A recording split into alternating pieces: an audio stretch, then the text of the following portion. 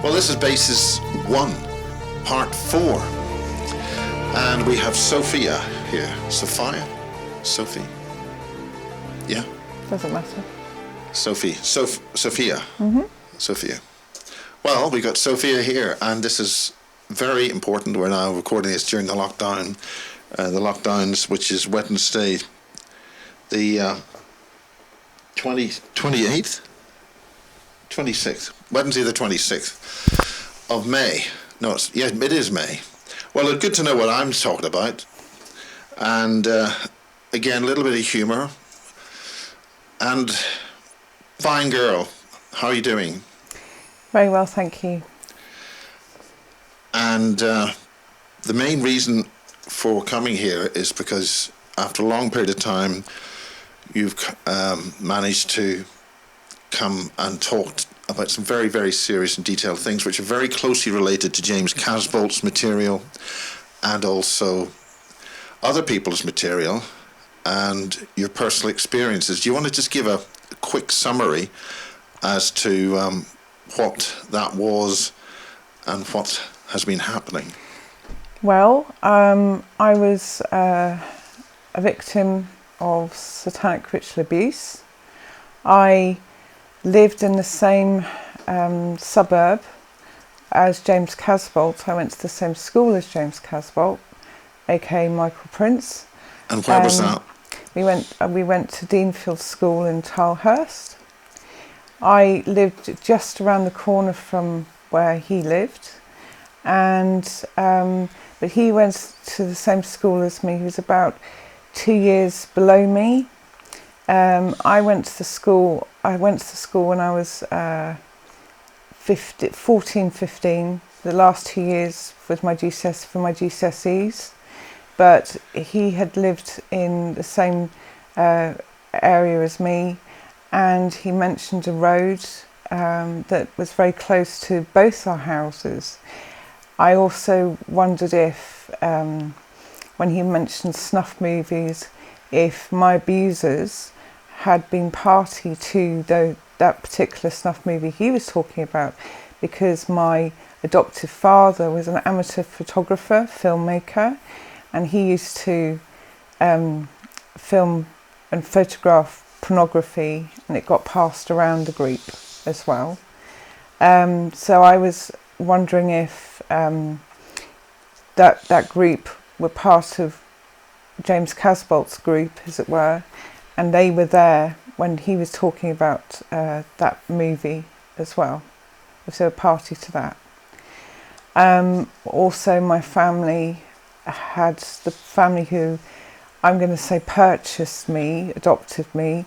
They used to supply concrete to the military, and I believe they supplied concrete for the tunnels and the dams, if you call them that.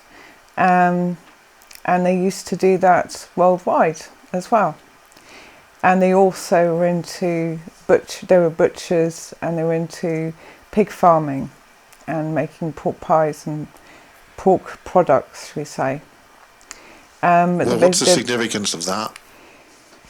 Well, I believe that because with concrete there's a patent to mix it with blood for the consistency of the concrete, and the pork, I believe that was they used the pork as a cover, the pig farm as a cover to dispose of bodies and bone, teeth, that kind of thing, because pigs will eat that, and also perhaps make the products for them to eat, because they were very into satanic abuse, into eating human meat, human beings and babies and that type of thing. I mean, are you suggesting that the pork products actually were human? I believe they would have the cover of selling pork products to the public, and then they would make the pies and things, pies and sausages, that type of thing, for them to eat the human, as we say, meat. the sacrifices, and then they could use it for anything else that they wanted to actually dispose of bodies, because I couldn't work out where is all the blood going, what did they do with all the blood, and what did they do with all the bodies and the skeletons, because you can't really, it's very hard to dispose of a body. You can't just get rid of it that easily unless you use crematoriums, which they probably might have done as well. So it's there was a lot of, should we say, victims. They would use, use a lot of victims. So that's a lot of bodies to get rid of, type of thing. Okay, on that subject, there's the situation where there's a thing called, I think, after meat. Yes. And that's human as well? It's human taste to it? Yes, I think yes, I think that was the main product that they would eat. Okay, we're talking about how they dispose of these things. What happens? Well, they would eat the organs of the humans, and they would drink the blood. And now I think they would use, they would do adrenochrome from the victims that they were sacrificing, because they would have sacrificial rituals on a calendar basis. So you'd have a satanic ritual calendar. So that's how many sacrifices we're talking through the year, from Christmas to Halloween to Easter as well. All the satanic ritual dates, there would be a sacrifice.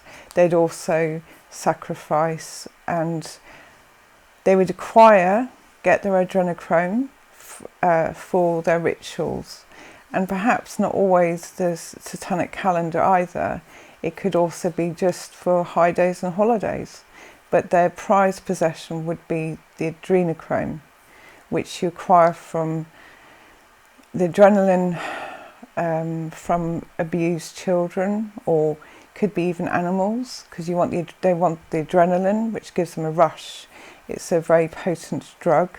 Now, how is that actually extracted? Is it extracted after death, or is there an energy field that's extracted? Once the person's put in terror, or the being is put into terror, the adrenaline rushes through the blood, and then they'll drink that blood, which is highly potent with the adrenaline, and that's also killing the victim as well. So it's to abuse them to get the adrenaline. Which is the whole point of the hunt. It's the whole point of why a cat... Oh, yes, I do apologise. Why a cat... well, that's why cats play with their food. Yes. Mice, sorry. Yeah, well, they're prey. Also, that's the whole point of the hunt. Yes. To get that excitement, to get that taste. And I forgot to mention, the family were also part of the hunting group in the area, fox hunting group. So that was, I believe, another cover, because they would do hunting victims, and i.e. children, through the countryside, with the hunting parties. So you got the fox hunting parties, which they took part in. My great uncle was the master of the hunt when he was alive, and they were they were into hunting. Well, hunting a lot actually. It was quite a good. Well, they enjoyed that sport. So basically, one cover was the fox hunting when we were allowed to, but then they still do fox hunting, but not hunting foxes officially. But then there's the hunting parties, which they would do as well. One of the previous bases interviewees referred to human hunting by non-humans. That's to say, some kind of reptilian hunt with children. Are you familiar with that? Yes. the humans that would shapeshift into sort of reptile type creatures, call them reptilians, they would be part of the hunting parties because when you put the victim in terror, i.e. through abuse or through hunting them, hunting them, the humans that I knew that shapeshifted into reptilians would take part in these hunting parties. Yes, like a pride of lions would be chasing their prey, their kill. I'm not saying lions get the thrill out of that for eating, but that's what that would happen. And these reptilian type creatures would be taking part in this, the thing that humans had shapeshifted into. These type lizard reptilian.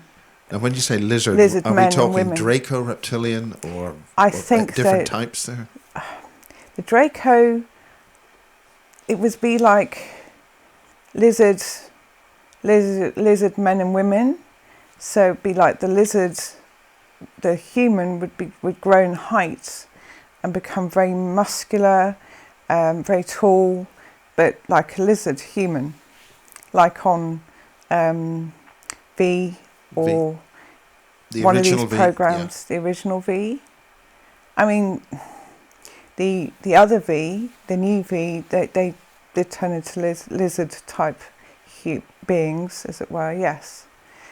And those, it was like an agreement they had, and I'm not saying, and also the lizard type beings weren't always the humans that shapeshifted into them, because there would be other lizard type beings that would come out from, well, there was a house in Whitchurch, it's a big manor house, Hardwick House I think it's called, and there's a bear pit in the grounds of that, and then there's like tunnels from that going up into the hillside, up in the back of the house, all through that behind the village. So these beings would come from there up through the bear pit and join the hunting parties in that area. There's other areas as well that I was aware of, but I know they came up from underground there, or from the river, the River Thames, which flows beside the Hardwick House, that house, manor house. How do you know that? Because I saw it. I saw this happening. I saw it happen. So you're an actual witness to this happening? Yes.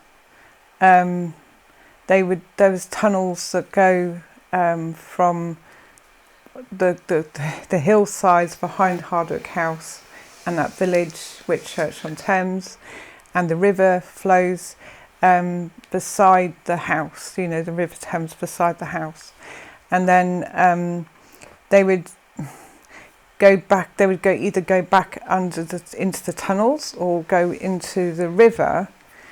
That way, there seemed to be aquatic as well that could go dive into the river or go enter a tunnel opening in the River Thames, going into the river, because they'd probably know where that opening was. Excuse me, sorry. So when you mean that they're aquatic, they can swim, in other words? They could just go into the water. Excuse me. Probably very like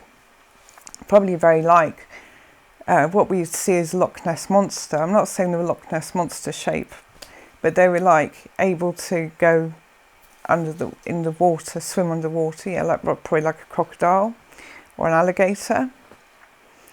And so yes, there were tunnels going all around that area, and these tunnels would go, as I said, they would go run alongside the Thames. They would go alongside the River Thames. Therefore, if you see the River Thames goes all the way down to the Kent, to the sea, and then you've got this. The river goes all the way up the country. Through Oxfordshire. Pardon? Oxfordshire. Oxfordshire. Well, of course, that's near the relevant bases that we're talking about. Well, Oxfordshire, you see my birth father, who I believe was a reptilian or shapeshifted into reptilian. Maybe he got taken over by the reptilians and he just used his body as a vessel. I don't know, but he had a house in Oxfordshire, and there is a lot of contracts to supply concrete in the Oxfordshire area as well for the company, because he was owner of that company. And so he has a house in Oxford. There's tunnels from the John Radcliffe Hospital and to certain bases around the Oxfordshire area. Yes. But that also links up to Buckinghamshire, and then going all the way up to Milton Keynes. And there's... Why is this significant? I mean, Milton Keynes is a relatively new town. It's a new super city, isn't it? It's a brand one of the new type cities. But they had contracts with Milton Keynes. And then part of the group, one member of the group worked at the centre. It's called the Centre Point. It's a big place where there's cinemas and bowling alleys and nightclubs there. But there was a link to the group to that place. I think it's called Centre Point or Centre Parks? No, it's a big... There is a huge building in central London called Centre Point. Yes, there is, because there's connections to Centre Point in London, yes. But then there's a Centre Point, I think it's called the Centre in Milton Keynes. It's a pyramid shape. They were part of that development. Is that near the railway line? Pardon? Is it near the railway station? No, it's a brand new... I'm not sure if it's near the railway station, but it's like centre of Milton Keynes, and it's this big place where there's cinemas, bowling alleys, the usual kind of supermarkets, that type of thing. Multi-screen entertainment. Multi-screen cinema, And then the Centre Point in London, yes, there's links to Centre Point in London, because of course there's tunnels from in London, and you've got Dolphin Square, and then you've got Centre Point CLC1. I beg pardon? Parliament. Yes, Parliament. Yes, so I think James Casbolt called it CLC1. I'm not sure. Yes, so you've got the Dolphin Square, where a lot of abuse happened there. Then you've got a tunnel going from, say, the Dolphin Square. It's very like the underground system that we have, but probably deeper than the underground system, and it's not for general public use. So going from Dolphin Square to the Houses of Parliament, it has to be by a river, because of course there's a tunnel going alongside the river in London as well, so it all kind of links up that way. But then you've got the Milton Keynes, Leighton Buzzard, I think that's how you pronounce it, and then of course going all the way up to the Orkney Islands as well, and it's tunnels going all the way up to the Orkney Islands. Now these tunnels you mentioned are going to be very complicated and widespread. Some of them ancient tunnel systems. There's a hub at Manchester, I understand, and these go back to ancient times. And what do you know about all those tunnels? You've sent me a long list of tunnels, which practically all over the place. It's all over the country, but they were there. I mean, have you been in those tunnels? Yes, and the thing is, it's like they had new tunnels, and I'm saying the family supplied concrete.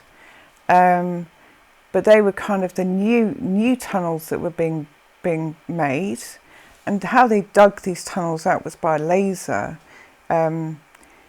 it's not like you normally would see like they did with the Channel Tunnel when they bore into the rock and everything. No, they use a laser to bore through the rocks and stuff, the rock, to make the tunnel. But they would be joining up with tunnels that were already there, because you've got the Cornish tin mines, and you've got mining community, the mines that we have, the coal mines and stuff. But also those tunnels, those counties, are only recently submerged in the last 1,000 years or so. There's 3 counties southwest of Cornwall and the Scilly Isles, and of course we're talking then about Brazil, High Brazil, Cork area in Ireland. Mm-hmm. Is these all areas which have got tunnels connecting them?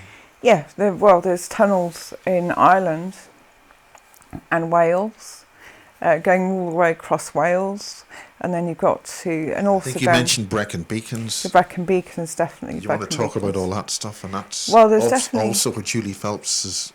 Definitely Brecon Beacons. Why definitely? How do you know about that? Because there was tunnels in the Brecon Beacons, and part of the group, one of the groups was a mine engineer. Another member of the group, there was a couple of mining company engineers. You know, they're very clever people, and they would be part of their cover was to be mining engineers, but then they would also be part of the tunnel, building the tunnels basically, and where to put them, that type of thing. How to maintain them. How do these tunnels physically work with the old tunnel system and the relatively new tunnel system? Well, it's almost like the ones they're building right now. It's almost like they link them up, because they can't just keep digging. So it's kind of linking them up and fixing them. You know, with I presume concrete, that type of thing, maintaining the tunnels. So they've got the old design, and then they basically copy the old design and put new ones in when they need it. I mean, the mining industry got closed down in this country, the tin mines, that type of thing. Coal mines? Coal mines, yes. And so you've got... those mines were already there, so they just added on to the tunnels that were already there as well. But the coal mining industry's it's blowing up things. A lot of people are seeing that. Of course, Jimmy Savile was a coal miner, wasn't he? I wasn't aware he was a coal miner. I think he was originally a coal miner, but. Those kind of tunnels are gritty and horrible, and they're obviously extracting rock all the time. What are the tunnels that you're talking about? They use a laser. It's different, to what we would see as a coal mine or a tin mine when you're boring into the rock and into the ground. They're using a laser, which is a lot cleaner, and it's a big round bore. I don't know what you call it, but boring machine. Those huge tunnel. It's a laser boring machine. Yes, they'd have finished the tunnel quicker if they'd used that. Well, that would expose that kind of technology. But this kind of technology can go underwater. They would have finished the channel. They would have finished the channel tunnel a lot quicker if they'd used that laser boring machine. Which they have them all around the world. I mean, they have them to go down under the ground downwards, and then to the side. Or it also depends on obviously the kind of rock you're using, I suppose. Yes, the rock. Yeah. I think the laser tunnels are designed so that they make a wall. Yes, that's the whole point. Yeah, they make the wall. Yes, so the laser tunnel boring machine basically. Yeah, would go through like we'd have the wall and everything. It would be quite clean, quite clean cut, as it were. But that can go underwater.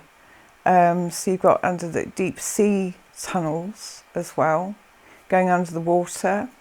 They would use, for the tunnels on ground, they would use these very fast trains. I think they could have been like maybe magnet technology, or maybe some kind of hovering type technology to get the trains really fast. I have no idea. You're dealing with thousands of miles of trains. Thousands of miles. And they're not going to be trundling along at 100 mile an hour. They went very fast. I mean, it's like not 100 miles an hour. They weren't 100 miles an hour at all. They were a lot faster than that. And what was your experience in those tunnels? Well, going on the... Oh, these are the main highway tunnels, hyper tunnels. Yes, and they would go under the water, I mean in the sea, go under, that type of thing. So you could go from Wales, under the sea, to Ireland. Or they could go from, I think there's a tunnel from England to Isle of Wight. There's also a tunnel going from England to France, like the Channel Tunnel, but this one is below the Channel Tunnel, or next to it or something. Part of a much greater network. Yes, it's like a huge spider web. That's the best way I can describe it. Huge network. Well, yes. If you see a tunnel system like the Channel Tunnel, and these have got huge terminal buildings you get access to. How do people access these tunnel systems? Well, it's almost like you've got you've got the Channel Tunnel in France or in Britain, and then the terminals wouldn't be where their terminals are, the public's terminals are. So it's like their terminals would be underground, and then they would come up from underground. So everything's they must underground. Have cover buildings, or is it like Harry Potter's? The way that they have a platform which is invisible. Well, not so romantic as Harry Potter, but I wish it was. But it's not quite as romantic as the Harry Potter one. But yeah, probably quite a bit like that. Yes. I mean, is it like a Man from Uncle type of thing where you walk into a little thing and you go into a phone box or a toilet or something, and then you go down would you call it down a elevator, down underground type of thing. So very like Harry Potter, I suppose, or Man from Uncle. Yes. They make it look nice, actually. But what do they actually look like? Well, you got like there's entrances to these tunnels. Okay, you come to like let's just say you come to some innocuous type of building, and it could have signs outside saying do not enter, high voltage, or warning signs, do not enter, it's locked, private, all this type of thing. And if you go in there, then that takes you to the entrance of the tunnel terminal type thing, to go down to get to the underground terminal. So it's not above ground like Channel Tunnel terminals. No, it's underground. But like I said, it's an innocuous type. I mean, how are you taken in there? Are there some kind of security protocols? If you get it wrong, you get blown up or what? They don't get blown up. It's high voltage electricity. It's electrocution. So, okay, someone who's going to, by mistake, try and get in would get an electric shock. So that's why they wouldn't, wouldn't go any further with that. You don't get blown up. It's like electrocution or electric shock, that type of thing. Immediate disintegration, a disintegrator ray. Yeah, ray, disintegrator ray type thing, yes. And then there's like, I just know of the electrocution type thing. But then, if people were to go even further where they're not allowed to go, there's laser. It's like I suppose you could call it a disintegrator thing, but it's a laser gun type thing which would just shoot out and you're gone. Was there some kind of device that you would carry which would mean that you were allowed into that? I mean, Well, Barry King referred to a lot something. of them had like a box thing. You know how back in the day it was like a pager, like we had pages where you page people to find out, that kind of thing. Kind of like a pager box, little box thing like this that you would carry so it could be picked up if who you were and what your level of accessibility was, were you allowed in that plot, that type of thing. I describe it like a pager. I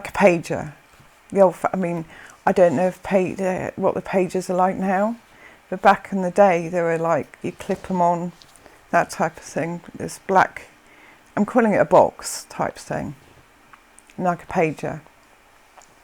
Were there any identifying markings on those boxes? Any on the pages? Yeah, or anything. Pager. Anything at all? There'd be like a pattern. There'd be a pattern on the box. It's a bit like trying to think, a square with a triangle in it, and yes, so it would be like a square with a triangle in it type thing. Could you describe this triangle? Trying to think of companies like the ones with the triangle company thing, but it's like trying to think. It's like on Taken, there's that writing that they had, or hieroglyphic. That's what I would call it. Describe it more like a hieroglyph type shape, and it would look like a hieroglyph, like you got in the Egyptian pyramids and on the walls and stuff. So it's like a square with a triangle in it, pyramid type thing inside the square. And then the pyramid would be a solid colour, and then the square behind it would be white, and then you've got the pyramid on top, which was it was red, a red type of pyramid on top of the square, inside the square, sorry. So red on top. And were there any other things like colours and things like that, which you could use to identify who was more important than the other, or anything like that? Well, it was more like what I saw. You had the navy blue, red or green, and purple. So the various people or beings that would be going in and out of these tunnels would have different coloured. So you'd have a red triangle, or you'd have a purple one, green, and blue, navy blue. I'm going to call it navy blue. And the green wasn't like it was more like a teal green, maybe more like this, or a bit greener than this as well. And it would be like, depending on the level of standing or the person was depending on the colour. So the certain colours would get you to certain areas, into certain tunnels or something like that. Okay, so sometimes there were some places I couldn't go. I wasn't taken to. But the person who could go would have a higher ranking, so they would have more of the gold yellow triangle, and then the ones that were lower had the other different colours, like the red and the green and the navy blue.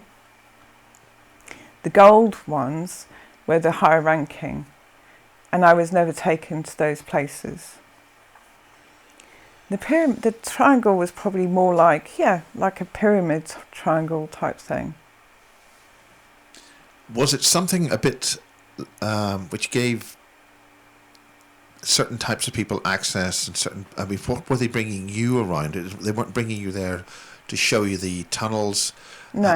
And what it was like, sort of give us a tour of the whole network. What were they bringing you there for? I was being taken there to certain levels to be, I'm going to call it monitored, to be tested, to be looked at, prodded, poked, that type of thing. I don't quite know what they were looking for. We would go into like I call it a laboratory type room. Could you describe those in any way at all? The laboratory room type thing. Anything at the It corridors. would be like a medical... I'm looking for any kind of signatures or language. It was like a medical... Okay, it was like a stainless steel room. And it was almost like, I'd describe it like a dental surgery where the dentist goes. There would be a chair, like a dental chair. I mean, I used to work in a dental surgery, so I know what they look like. But this wasn't like... these chairs were far more advanced than the dental chairs we have these days in dental surgeries. This chair was far more advanced, far more... has a far more electronic things to it than, say, a dental chair. Dental chairs are quite basic, obviously. So this would be a very high-tech kind of chair, like a dental chair, sorry, yeah. And that's the best way I can describe it, because it would be like you can go back and forward and back, that kind of thing, strapped into it, your legs strapped down, arms strapped to the armrests and things. Then there'd be a thing that would come above the head, come down onto the head, or just above the head. They would be scanning the body, scanning the person, or me, I should say, because it would be me that I'd be doing this. Is this a thing called the trip seat? They never called it a trip seat to me.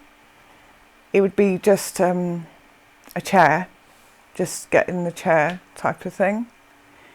They never called it a trip seat to me, but probably. I mean, did they use that term? Or have Yeah. you just heard of it because I've just said it?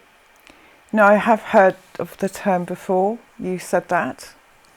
Yeah. But they never called it that to me type of thing.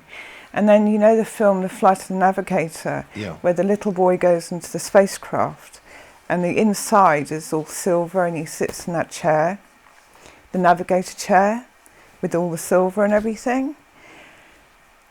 It was kind of like that. The room was kind of like that film, The Flight of the Navigator, inside the spaceship. So it's all very metal around the room and things. I don't know the significance of it being metal, unless it was like could have been like a Faraday cage or something, or more of a sort of transmitter type environment or something like that. But there would be symbols on the walls of this room. You've got the seat, and then you've got the symbols on the walls of this room with raised symbols, shall I say, on the walls of the room. And it was like symbols like, I'm going to call it like hieroglyphs, but not quite the same as the Egyptian hieroglyphs with the animals and things. It was more like Roman numerals and shapes.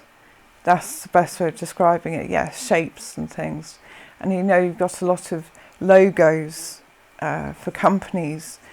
You know, nowadays there's lots of logos and stuff using these kind of symbols and things. I think you mentioned chevrons in the last part. Oh, chevrons. So that was on the uniforms of the beings that were there, and the humans that were there, and then you've got the beings as well. And what are the beings? Describe them in detail and the uniforms. Did you say what were the beings? Yeah. Well, there were lizard, reptilian type beings. There was the blue type beings as well. Are these aliens or something? Yes, like there were aliens. There were blue aliens. Then you had the No, I said avians. There's a race of avian, I bird-like or something. well, there's the blue ones, and then you've got the reptilian type, then the greys, and then you had the very tall white aliens type beings, and then you had the ones that you would call they're long blonde hair, blonde hair, very, very tall, blue eyes, striking blue eyes. And then there'd be the well, I suppose you could call them like a type of bird, but it was like it was more like the dark crystal. I'll mention that again, but they were like that, but they weren't really quite bird-like. They were bird-like, but they didn't have feathers, on they weren't like that. They're kind of shaped like a bird, but not kind of like the birds we know. Are there any of the hieroglyphs in Egypt who would you be able to point to that? Because some very strange people shown on those hieroglyphs. So the hieroglyphs in the Egyptian hieroglyphs and the type of bird talk or bird men. But bird men. Yeah, bird they look people. like birds or bird people. Yeah. Oh, the bird people. They have a head. Yes, like that. They didn't have feathers, but they were like bird people type things. So they'd have a beak like a bird. Yes, like the hieroglyphs in the pyramids.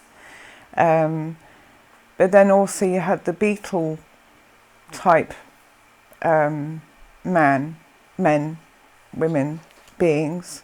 They had a beetle head on the head, that like a stag, like a stag beetle head, and it was. But not a body. I mean, what was a body like? They'd have a human body and a beetle head. Yeah, so is it not a stag? Stag beetle with the stag claws. Beetle. Yeah. Yes, like that. I think there's a particular type of Egyptian beetle which escapes me, but it's very important. Scarab beetle, I think. Oh, there was scarab beetle kind of beings, which was like a human body, and then the scarab beetle head joined together. Same with the birds. Beings, and a lot of things were kind of all hybrids that were joined together. Mix it with spiders. There were spider type people. Arachnids, yes. And they were What's human. your experience with arachnids? Well, the spiders, the spider kind of aliens that were there, they weren't really they weren't as aggressive as, say, the lizard type alien beings as well. The spiders were very kind of they weren't aggressive. They kind of minded their own business, actually, because then you had the other ones. What sort of size are you dealing with? Oh, the spider things were huge. Like, I think it was, trying to think of the film, not a film, sorry, but there were just huge spiders, massive spiders, but they weren't like aggressive. They used to, make webs, that type. Well, the silk, they had that. It's like a spider, and it's, but they were massive. And I think when you say massive, what sort of size? Well, it's kind of like it would probably fill a room. The spider would fill a room. Yeah, you'd have but would be female spider, because the female spider would eat the male spiders.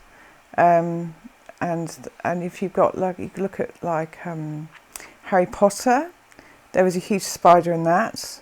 I think there was another huge spider in something like Doctor Who or Torchwood or something. The huge spider there. I can't remember the the basis of the program, but I know there was huge spiders and there's been a lot of huge spiders in a lot of films and science fiction films, that type of thing. But these spiders were huge. They were like I say, fill a room, massive. So under what circumstances did you meet those spider beings? Well, it would be walking past. They would be in like a cavern, a cave type thing, which they crawl into. I call it a cave, but it was in the rock, that type of thing. That would be their tunnel system, actually, their tunnel system. No one really went down there, so as you walk past, they would be sitting there, but it wasn't like I would be taken into there with them at all, no. But they would come out and things. They'd like the dark, like spiders do on the earth type of thing, above. But they would be in these like caverns. I would call it a cavern, a cave. That was their tunnel system, a bit like a rabbit's tunnel system. That would be with their part of the thing.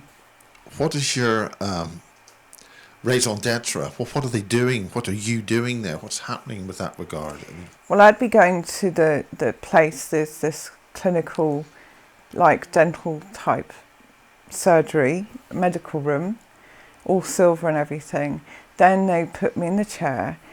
They have the thing above my head, and then it would be like scanning me, scanning from my head down here type of thing. And then I'd be asked questions, but it wouldn't be talking out loud, it would be talking in the brain, so telepathic. So it was tests. So they'd say things like, in my brain, what colour can you see on the screen, or what shapes on the screen, and then I'd think the answer. So I could hear myself say the answer in my head, and then give the answer that way. And it would either be you get a buzz saying yes or no. So it'd be like, what shape's on the screen now? And then I'd think it and say it in my head to this, do that really. And I'd get a yes or a no. It was kind of like testing those abilities of mine to do telepathy. They would be testing my telepathic skills and have conversations with me. So as I was speaking in my mind, the writing would come up on the screen. So they'd say, well, read what's on the screen, so I would. And then say it in my brain, and then another screen would put what I was thinking on the screen and write it down. There would be a finger clip thing that they would put on my fingers like this. So I'd sit there with these clips on my fingers. I'm sorry I forgot to mention that. Then I'd be thinking things, and it would be showing up on the screen next to me, what I was thinking in writing. Then they'd ask me, then I'd have to do the telepathic kind of skills that way. Then there would be the one where they would test me to use the skills to move things with my mind. So I'd be looking at something and then physically move it across the table or something.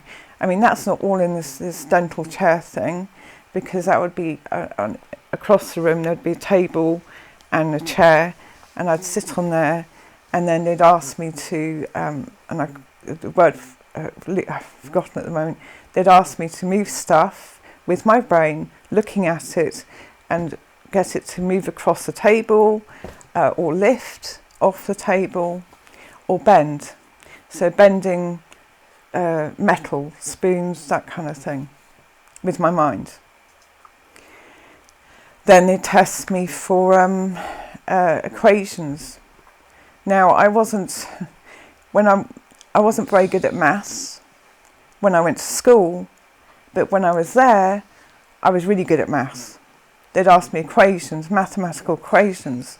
But when I was at school, during my normal life, I couldn't do maths to save my life. Were you given any kind of special drugs? And if so, how were they given? All I know is I had these things on my fingers. Yeah, they'd give me a drink. Yes, like a drink. They'd drink that and I'd have to drink that type of thing. That was to heighten my abilities or something. It was a different colour. It was a coloured drink. What sort of colour? It was like a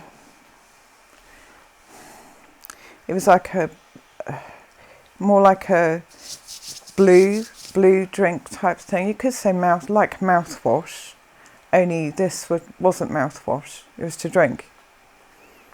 So it looked a bit like mouthwash, blue. That's it, yeah, blue. But it wasn't mouthwash. So you could call that a drug or something. But it would put, it's almost like they would, whenever you go in or out of this place, you get a mind wipe, so you wouldn't remember what you were doing there or anything. I mean, you couldn't completely wipe your whole mind, because there was always some traces in my mind of this happening, but I could never quite put it together and work out what I was doing there. It'd be like my brain would compartmentalise into different compartments, because I was traumatised through the satanic abuse, that type of thing. I'd be highly traumatised, and then there'd be trauma. I had a lot of trauma-based mind control. I think that's the best way of putting it, yeah. So your mind would just compartmentalise and everything, and but you seem to be aware of this. You seem to have an awareness, which is indication that you're recalling this voluntarily. You're not needing to go into some kind of trance to do this. This is all coming up quite easily. I've done a lot of work on myself.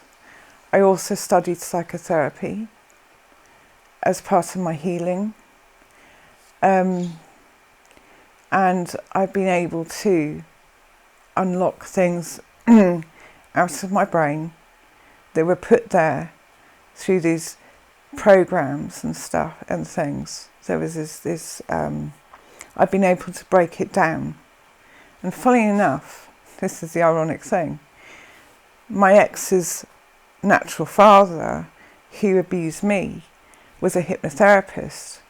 They used him to hypnotise the victims, that type of thing. He's now since passed away.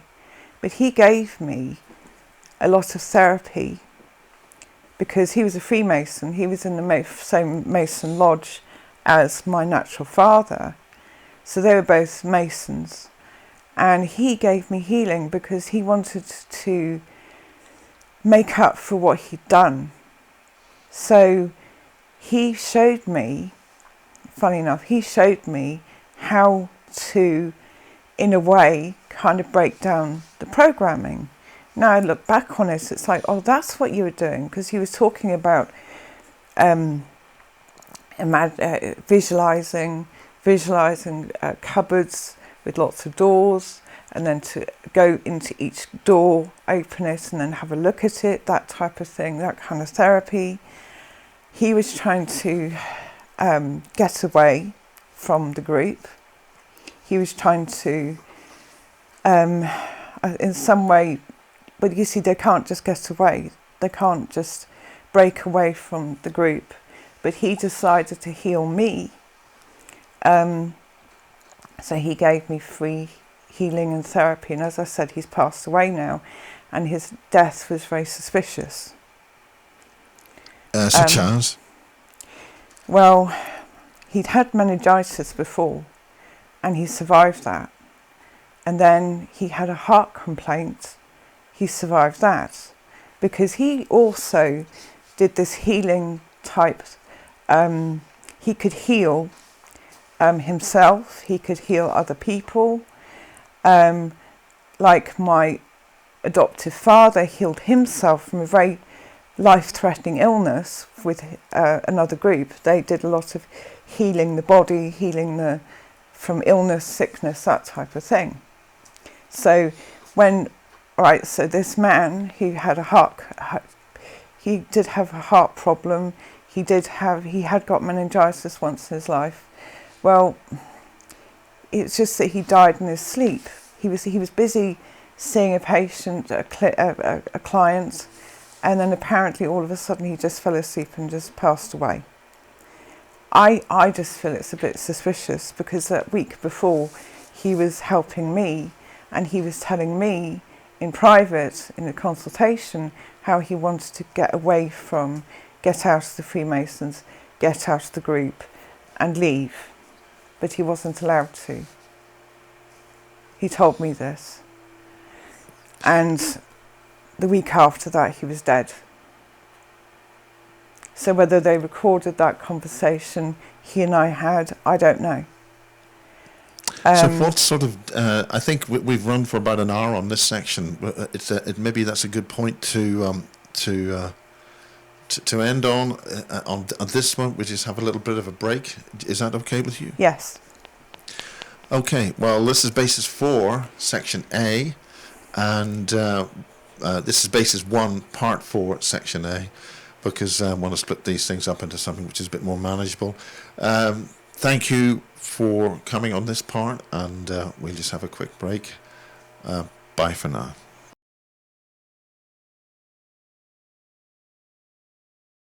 Right, this is basis 1, and it's part 4, and we're on the second section of Sophia's testimony and witness statement. So we finished in the first section there with a death. Do you want to just recap on that? Yes, the death was of my ex's uncle, who we believe is his natural father, because my ex-husband was trafficked as a baby, and his uncle, but his biological father, who officially is his uncle, who was in the same Freemasonic lodge as my natural father, because I was trafficked as a baby. Well, that man, his natural father, I'll call him that for the moment, he was in the same Freemason lodge as my natural father, and he was a hypnotherapist and a kinesiologist, and he helped people. He helped me when I was in hospital with some strange thing. I'd lost my swallow, and he came to visit me in hospital, and he said, "I'll treat you," and he put me on the path to Louise L. Hay, You Can Heal Your Life, and he said, you can heal yourself with your mind. He said he'd also see me free of charge and help me to heal. So he was telling me in a conversation how he wanted to change his life, leave, that type of thing, and he was also healing me. So he also did hypnotherapy on me, and it was almost like he was helping to break down the programming, brainwashing within me. And that really helped me to break down all this compartmentalization I had in my brain. And he showed me how to open up the little compartments where the memories were. Well, after he'd said to me, around about that time, after telling me he wanted to better his life, move on, that type of thing, he died very shortly afterwards. I think I said a week after. It wasn't a week, but he died very suspiciously after helping me. And as I say, this man was in the same Freemason lodge as my natural father. So also I had known this man since I was 4, since I moved into the UK, because he was in the same amateur dramatics group as my family. And again, he was in the same Freemason lodge as my natural father. So I'd known him since I was 4. My ex didn't meet him, well, his uncle, who was meant to be his natural father, left the family home when my ex was 4, and he moved down from Newcastle into the same home as his brother, my ex's uncle. This gentleman I'm talking about, he was a hypnotherapist.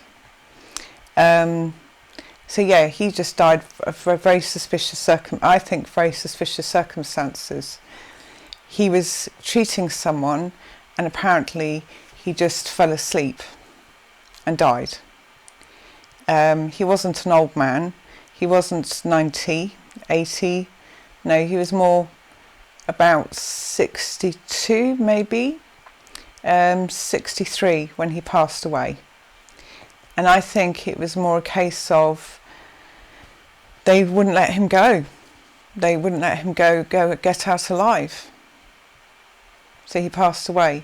His wife works for the what used to be known as the DSSS, Department of Social Security.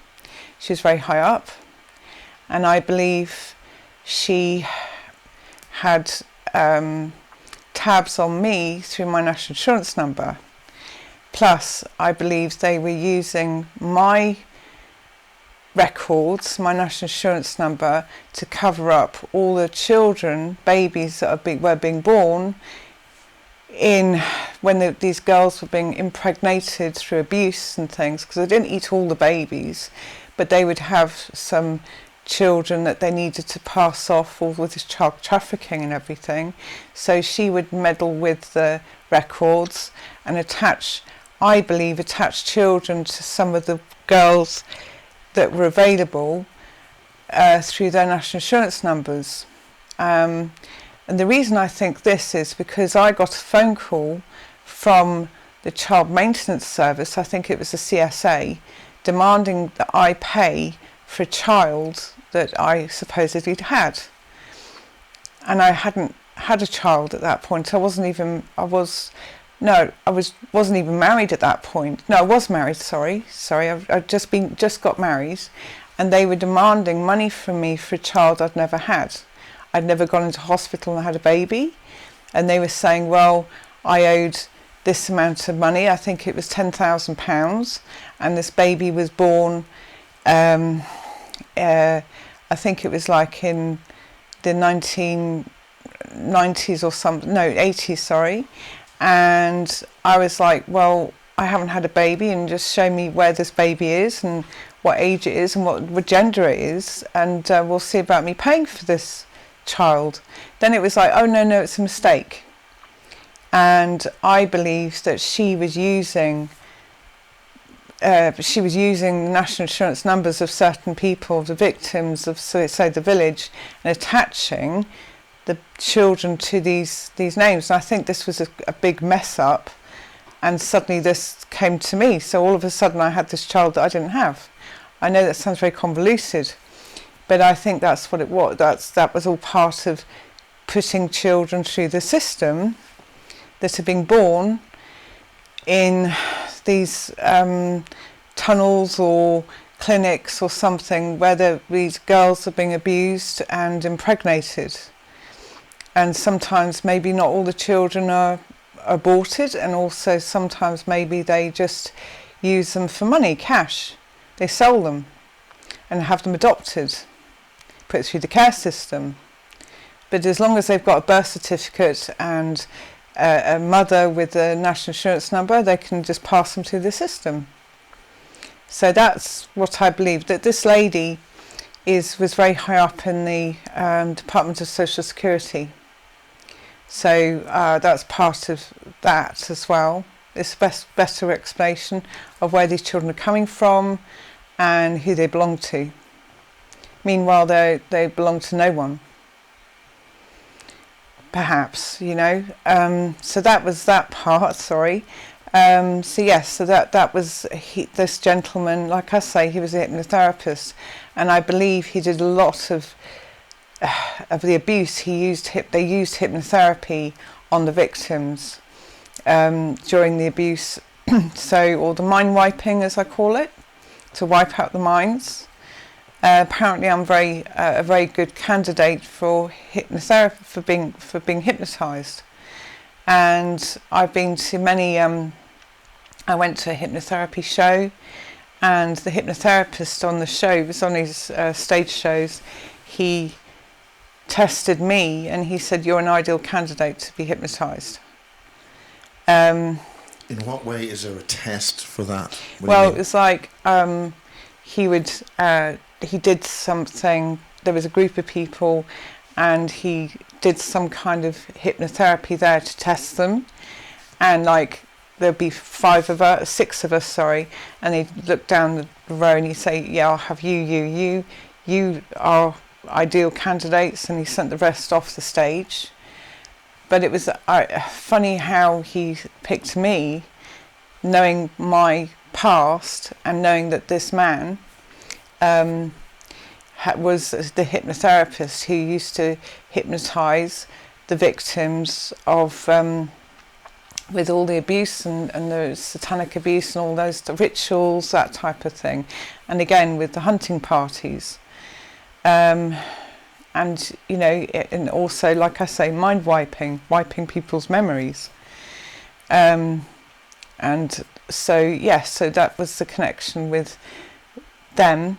I think that's how they pass off the children that are born with, you know, in these should we call them the tunnels or places like that, because I know there's clinics that they have. My family that put. What sort of clinics are you talking about? Well, my family. This whole thing seems like a human slave trafficking. It is. System. Yes, slavery. The family that purchased me had a clinic in Cornwall, Cornwall, and it was said to be a nursing home for pregnant women to have their babies. It was also said it was an abortion clinic. The cover was for women to go and, you know, convalesce after having babies and everything, when in actual fact it was an abortion clinic, or it was a clinic for unwed mothers to have babies so they could, you know, sell the babies on to someone else. It was and who was buying these babies? Where was the market? Did you sort of advertise somewhere in some magazine? They didn't advertise it anywhere, no. So how are they sold? How does that all work out? It was like... Are they marketed?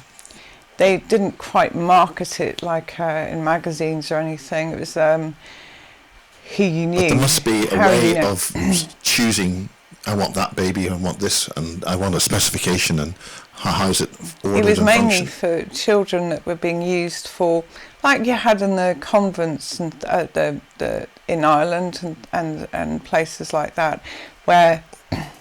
What do you mean, like we have? Well, in the convents, I think it was convents and things where the nuns were found to be abusing the women. Correct me if I'm wrong. But they were using, and there was lots of babies, or they found dead bodies in a lot of these places. Yeah, there was about 800 to 1,000 babies in one home, all suppressed. It was in the papers and then released. And I can't remember if it was Northern Ireland, Southern Ireland. It was, I think, the South. The South. And the MI5 and the Irish intelligence authorities allegedly collaborated to suppress all that after it was released, to basically silence it. So it was kind of the same type of setup with this home, you call it home clinic, but they would do abortions, but back when abortions were illegal as well. But you see, we know that that's another way of getting adrenochrome, is aborting a baby. So they would make it, you can now sort of sedate the fetus, the baby, tell the mother, oh, the baby's a stillborn, it looks dead, and then they'd use that baby for the adrenochrome. So the mother, as far as she knows, this baby's dead. She sees it, it's dead. Meanwhile, they're going to harvest it, harvest the organs, harvest the body, and get the adrenochrome that way.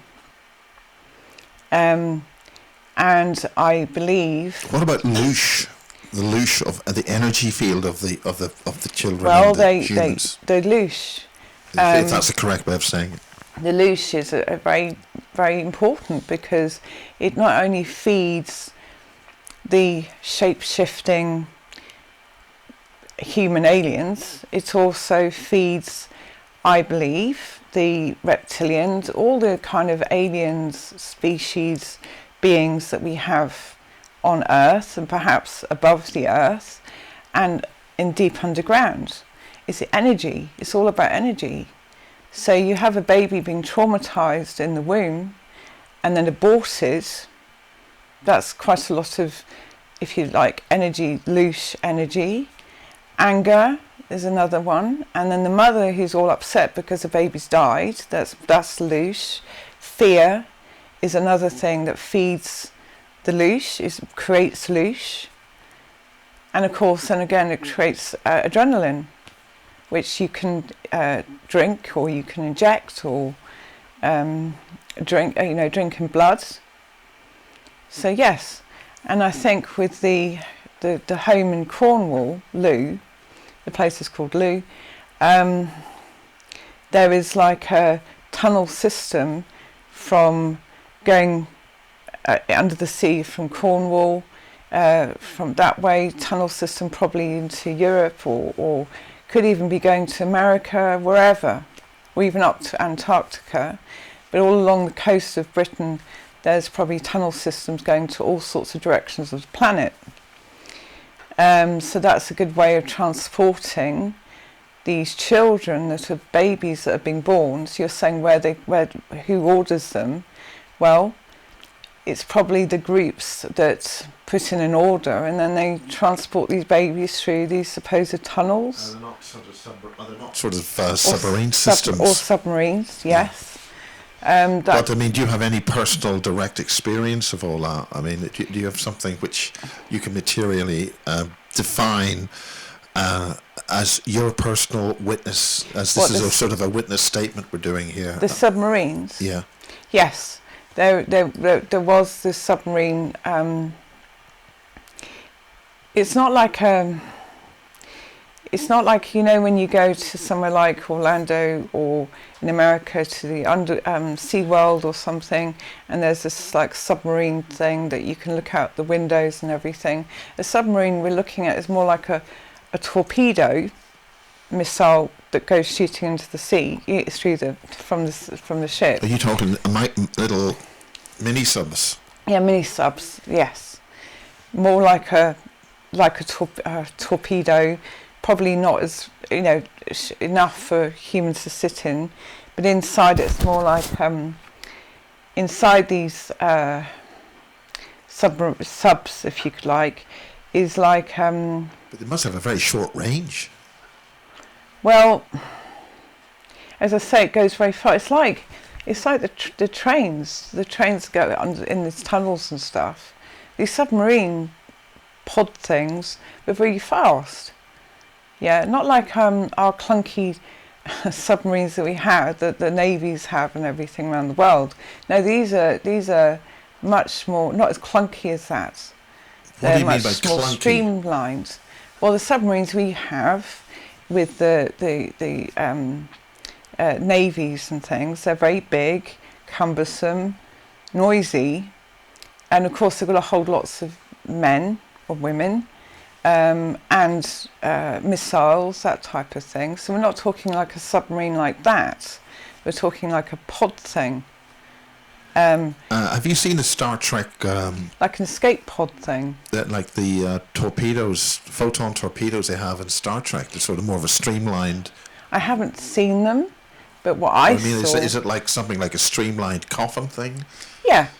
What I saw was more like, I'm going to say torpedo type thing.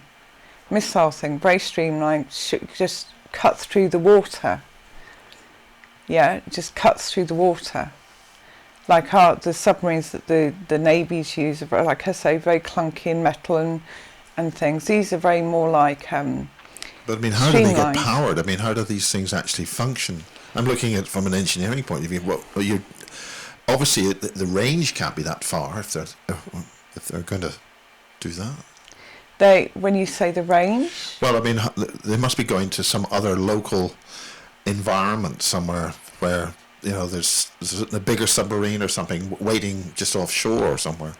Yes. So it's I mean, how are they picked up? I mean, a torpedo's only got a couple of miles. Well, maybe, it had motorised, so it was like a motor. I'm describing it like a torpedo, the way they go shoot, cut through the water.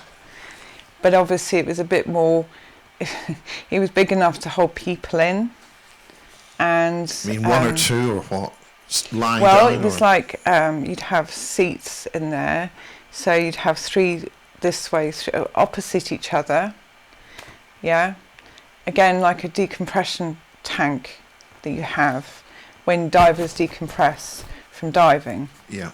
So they're sitting opposite each other. Sitting opposite each other, yes. And you've got the door that just seals in, seals like a decompressing tank type of thing, yeah. And that would be, they would, like I say, cut through the water like a torpedo. That's the best way I can equate that to. And it would go quite far. I mean, you're saying they'd go quite far under the water. And quiet, very quiet as well. Not so much. Would they be able to leave the water and sort of like fly up, out? They're able to do that, yes, because they've got to get up onto the land. During a storm, there was a UFO scene. Everybody was looking at the recent storms in Cornwall, I think, and there were a lot of smashing waves and all that sort of stuff. But actually, there was a projectile, tiny little elliptical device, which flew out of the water, and well, they have to. They go through the water, but they have to have the ability. They have the ability to come out of the water and fly up out of the water to land on land, as it were, because they can't always go into tunnels and openings around the coast. Sometimes they have to go up out of the water. And land and have a landing. Have you actually been in one of them? Yes, I have. So what's it like? Are you strapped in? What are the colours? Again, I'm looking for things like details, labels, instrument panels, buttons, or stuff like that, which can describe sort of level of technology you were dealing with. Well, there'd be she call it like a driver or a pilot, compartments at the front. And then a bit like an aeroplane, you got the, should we say, cockpit, and then behind is where the seats are facing each other this way. Then you've got the door to come and get in and out of this pod thing. I have to say, it sounds very like Star Trek Enterprise, because they have shuttle pods which leave the thing, but it's only very small, very manoeuvrable. Well, with a door at the side. This would hold like you'd have 6 seats this way, 6 seats that way. So that's 12 people, children as well, because there was also places to put like carry cot type things for the babies. Well, this is very like what James Casbolt described off the coast of Cornwall, and they would, face each other. He called them, I think they were underwater TR3Bs or whatever, triangular things. But that description fits James Casbolt a lot. Well, there'd be like belts to strap in, and then, like I said, there's I call it a carry cot, but something to hold the baby in, like a carry cot. They would be stacked up against the wall, like tiered, like this, stacked up, one on top of each other, strapped in seatbelts to transport babies from one place to another. And then you've got the seats for different various size seats for adults, children, that type of thing, with the seatbelt things. And inside it was just kind of like there was a steering wheel to lock the door on the inside.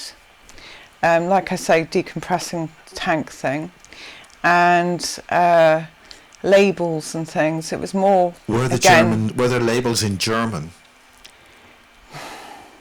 Actually, French, various languages. There was French, German, Russian, Hungarian, and English. It's interesting that you mentioned Hungarian. I mean, the point is that how many people would know the difference between Russian and Hungarian? Why Hungarian? Why not Romanian? I mean, why Hungarian? Where does that come from? Well, sorry, there was a lot of Hungarians who would be in these bases, and well, I knew it was Hungarian. I don't know why, I just knew it was Hungarian. For somehow I could understand Hungarian, I could understand Russian, I could understand Afrikaans, I could understand French, and quite a lot of languages actually. And I could understand, I don't know why the Hungarian, but there was a lot of Hungarians that were part of the bases and these pod things and stuff, and actually these. What about the Ukrainian? Yeah, a lot of Ukraine, yeah. And Serbian, unless Serbia's to learn, but Serbian. But a lot of Russian. And it was almost like the buttons inside, or the buttons inside the pod and everything. There was always different languages, and Greek, and there was like, I'm going to say Greek. It looked Greek, but it could have been more sort of hieroglyphic type writing, or that Egyptian? type of it. Egyptian with Ancient Egyptian. Roman. Roman. So it's Egyptian, Roman numerals, Roman, Egyptian, like hieroglyphics, images. That's the shapes, shapes and things, and I don't quite know why they needed all these different languages. And Chinese. Yeah, there's Chinese, and so yes, yes. What was I saying? Yes, these pod things. That was what was inside. We had the emergency writing. In case there was an accident or something, just like you'd have in probably a decompressing tank, or in a submarine probably, and or an airline. And there's sort of emergency levers to alarm things, and there weren't any windows. There was no windows. You couldn't see out of it or anything. Unless you look through to the should we say cockpit, there would be a big window screened thing there for the pilot, or whatever you want to call the person who would drive this thing. Were you travelling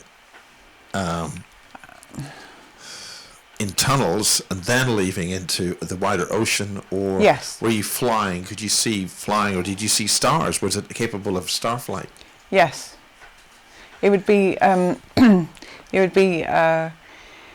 would once. Yes, sometimes it would go up above the Earth's atmosphere into space.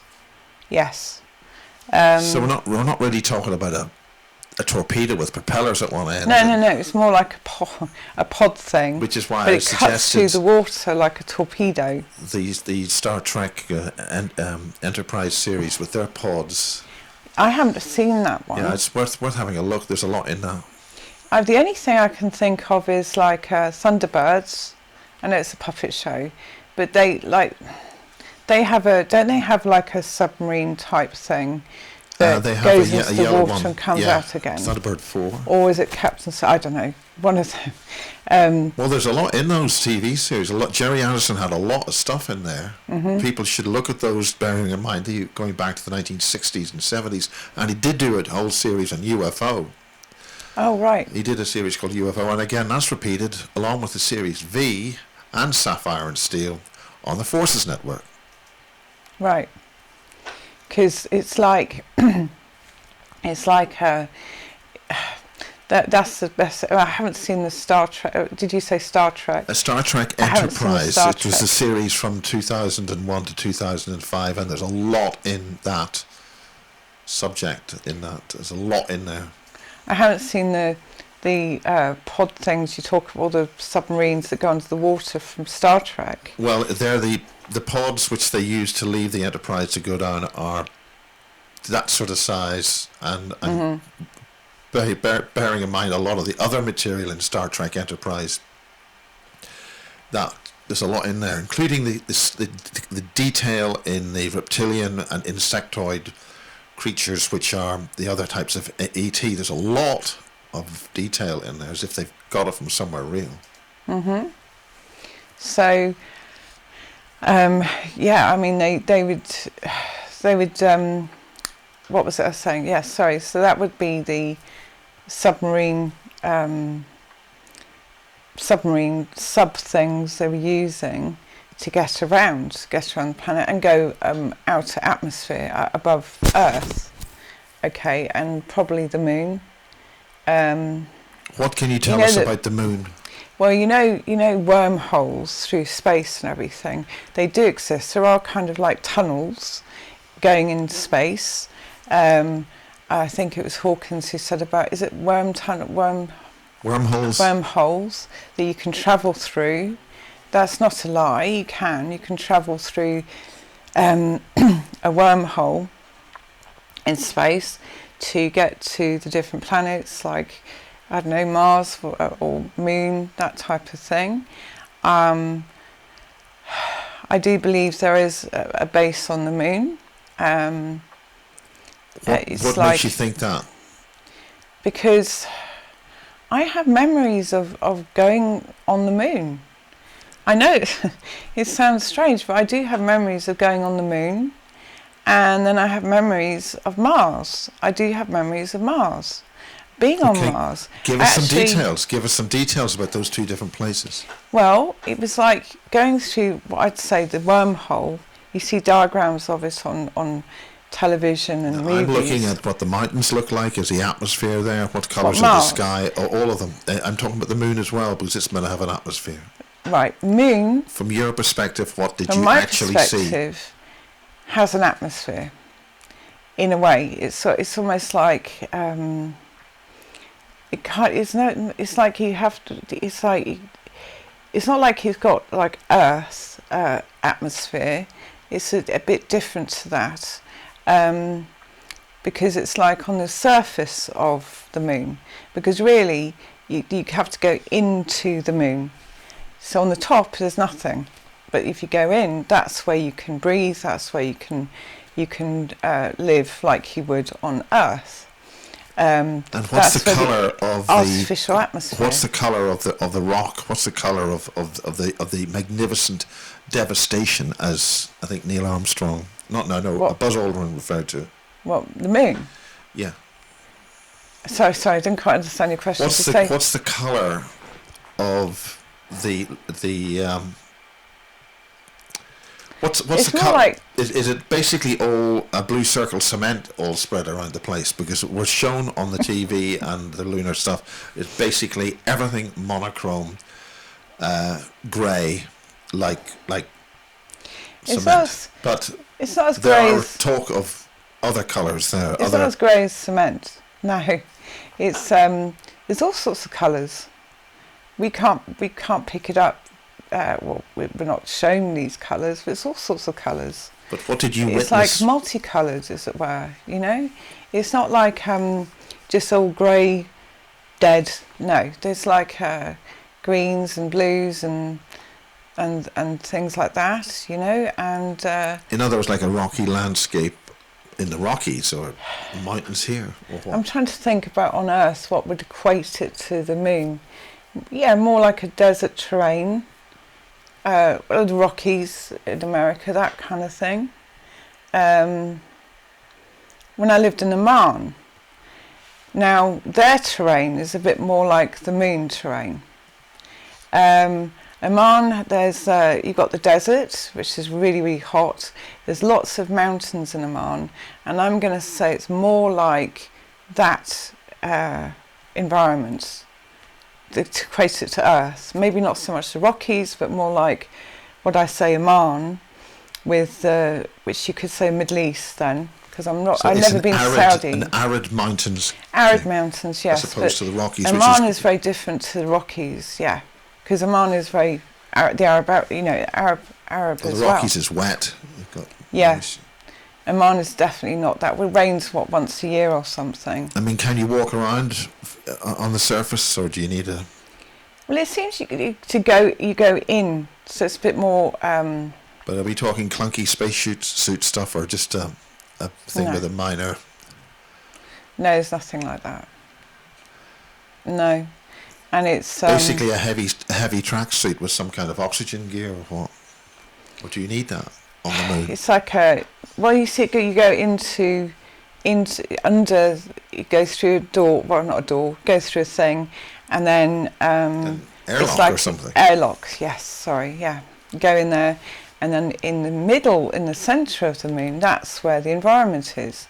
So some people would say, well, the centre of the Earth, we have another environment under there. It's the same on the moon.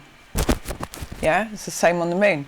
You've got the surface, but and underneath that is the environment where people can live. Is it like an aero bar, or small pockets, or big giant caves, or? It's like there's cities. And what do the cities look like? It's like, well, how can I put it? It's just like you've got they have green plants in there, that type of thing. Like a very expensive environment, like you get at exclusive places, like some kind of resort on Earth. You know, you've got these exclusive clubs. I mean, and is stuff this like that. where the elite actually It's the live? elite, yes. Do the elite live there? Which means they don't give a damn about what's happening here. They can wipe this place out, Yeah. and they have a very nice It's a situation very nice going environment. on the moon. But there's also prisons on the moon as well. So you've got the prison. I never went to the prison, but then you've got the elite area where people live, and city, like I say, cities and things.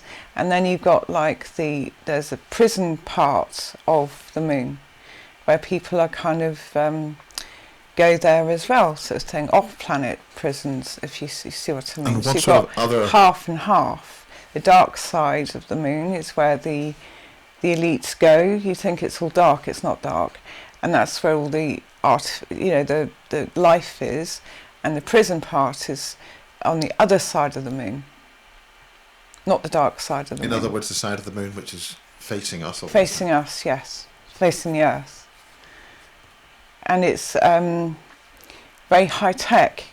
The elite side of the moon is very high tech, more than we have here. We're talking mile high glass crystals towers. Yes, like high skyscrapers type things. High towers, that type of thing. And then you've got the the prison side, like I said, I never really saw that. I knew that it was there, but then you got the elite side of, I'm going to call it the elite side of the moon, where the rich, the higher ups, if you like, live and trade, and they have shops, shopping, but it's not money. It's not like money here. Tokens, like plastic tokens type thing. But it's much more high tech on that side of the moon.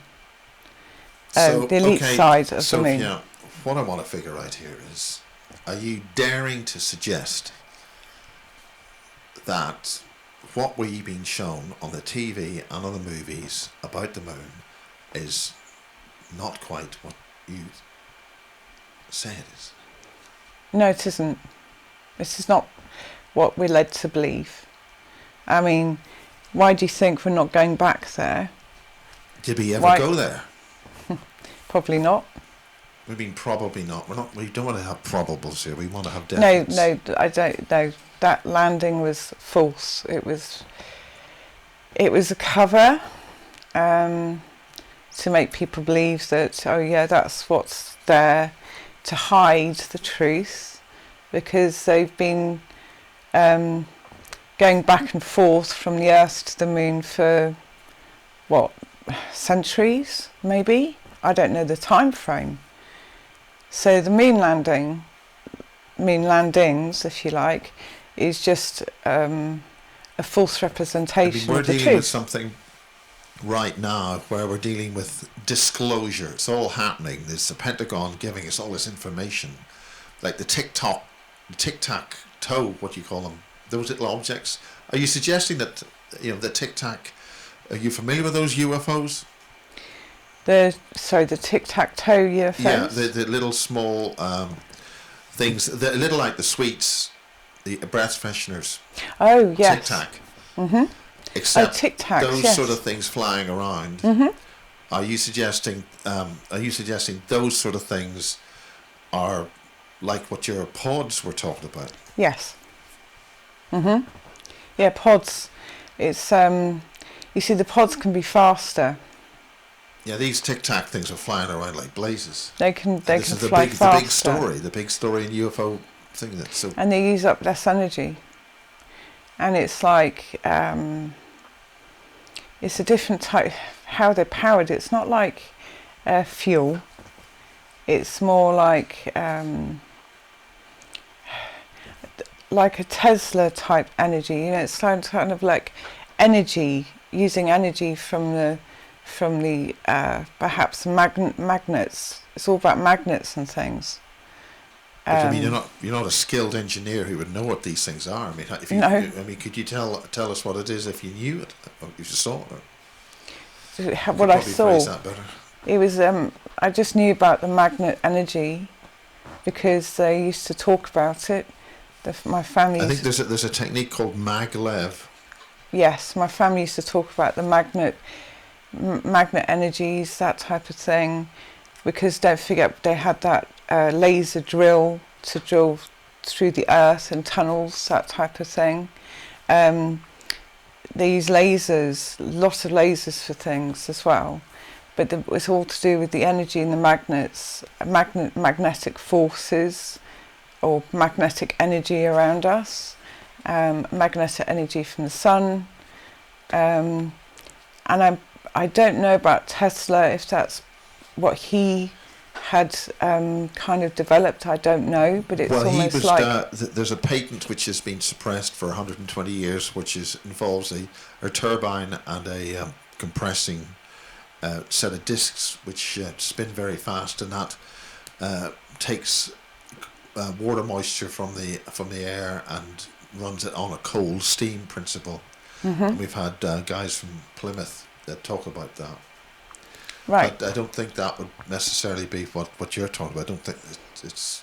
I just remember them magnets, and it would be magnetic drive or something. Yes, magnetic drive to drive things. Yes. Have you heard of a thing called a Mercury drive? Mercury drive.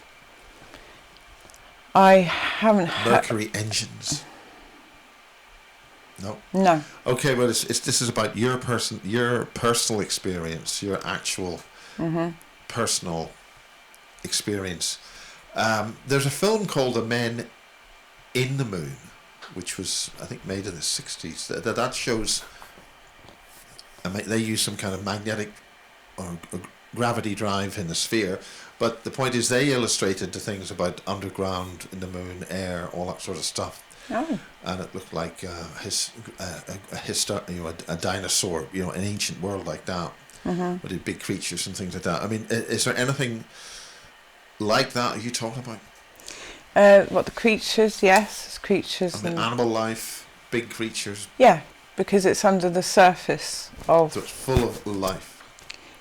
You know, Space Odyssey 2021. No, was it that one? Excuse me if I get the wrong film. The original 2001: A Space Odyssey. But then they came back in, I think, 2029, didn't they?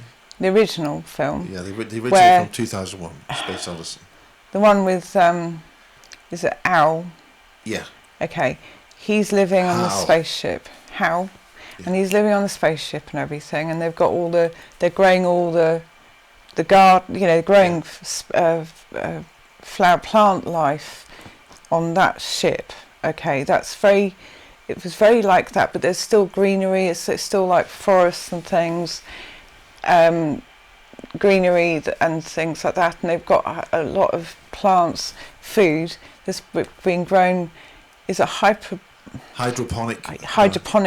see, water and stuff, water, growing food and plant life through the hydroponics, yeah. There's a lot of that as well it's like a greenery, there's a lot of greenery everywhere actually. But I mean, it seems as if you've been given a grand tour of the place from the point of view of actually telling us what's actually there. Sorry. Have you sort of brought around, shown everything, and then come and tell the basis project, or what is that what it is? I wasn't brought, no, it's kind of like to go there because it's, as I say, you get you were ordered. There's an ordering system, so it's to be ordered to go somewhere to be abused. So you've got the elite, the rich, having ordered people, children, whatever, to come there to be abused. Very sadistic. Some people wouldn't survive that because whoever was abusing them would kill them as part of the abuse. And are those humans that are doing the abuse? Or no, not just humans. What type? Tell us more. It was some alien beings. I'm going to call them alien but what else do I call them? And they would get a kick out of it, or they'd use it to get energy, the loose, or whatever it is they were trying to get from this. So I wasn't kind of given a grand tour of my surroundings or anything. It's what I saw being taken to places there to be abused. So again, languages, how do they look like? Well, you'd have again the blue aliens, the what are you calling it? There's a phenomenon called a blue-grey. Greys, or are they blue-skinned human people? Human they people, look just like humans, but they've human got blue people. Skin. Yeah, blue skin. The whites. They would just, and reptilian type as well, but it's almost like you'd be chosen to go there. I have a feeling I was went there as a sort of prize possession, because perhaps of my father, I don't know. But they would just, it was like, depending on what kind of children they were. It could have been children or teenagers teenagers of no name, no parents. They just were bred to be abused wherever they were ordered to go to. Were they bred on the same farms that you referred to in Africa? No, not the same farms where I was. These were sort of more hidden underground, and there are women, girls that are just having babies to just be used for this, like slavery, like you said, slavery. And they're made pregnant, and then it's like a puppy farm, isn't it? It's like a, breeding puppies or animals, yeah. And they would just, get women pregnant, girls pregnant, to just have the babies as a stock. It's farm stock. And that's what's, and then they're ordered that type of thing. But there again, also, these children are just put onto the earth, or they're shipped off to the moon, or shipped off to wherever they've been ordered. The orders come from. Such as? Well, like Mars. I know Mars is a place where it's very different to what we know Mars is, what we're shown. Such as? What sort of difference? I mean, we know there's a blue sky on Mars, all that stuff about the blue gun, and when the Viking lander happened, they all got blue pictures published on the front page of New Scientist way back. When the Viking landers landed, they had a blue sky, and they had to say, well, there's a problem. Well, what is Mars like? Tell us all about Mars. Mars is like Earth, only probably a bit more like, there is greenery there, different kind of plant life and things. There's weather, there's clouds. It's not quite like what was shown on movies and things, and it can be hot. Yes, it's a very, like you say, in America, like the Grand Canyon kind of, is it not Texas perhaps, but Arizona. Yes, thank you. It's Arizona. I mean, there's places in, I think, eastern California, which is 5,000 feet up, and everything below is a desert, but 5,000 feet up, it's like a little paradise. Mm-hmm. You've got trees suddenly start growing at 5,000 feet, mm-hmm. and the weather below, if you go down, it's desert because it's too hot. Well, it's very like it's very variable. You've got because obviously it's very big, so you've got you've got the desert areas, and then the green, and there's people living there. There's people farming there. Like we do on Earth, they farm. There's fields of growing food and things like that. So yes, there's cities on Mars. There's people living there. Not quite. And have they been there a long time? Have they? Yeah. Been, because there's a lot of people. A very long time. And they were there first. Kind of devastation. They were there first, before we came here, as it were. So they were there a long time ago. Tell us all about Mars. Well, Mars. Actually, we're coming up to 54 minutes on this.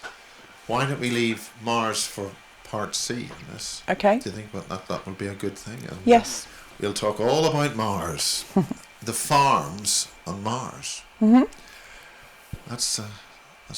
We'll have a quick break on that, and thank you for the moment.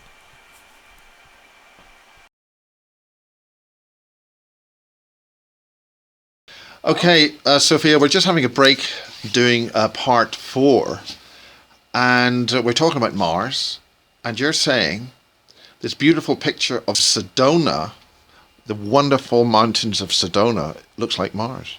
Yes, this is what this is very like the Mars landscape I saw, and there is the running water. But also in other areas there's fields of crops, as well, but this is more of the away from more of the how can I put it, away from the human inhabitants or light or beings and things, like the national parks here really.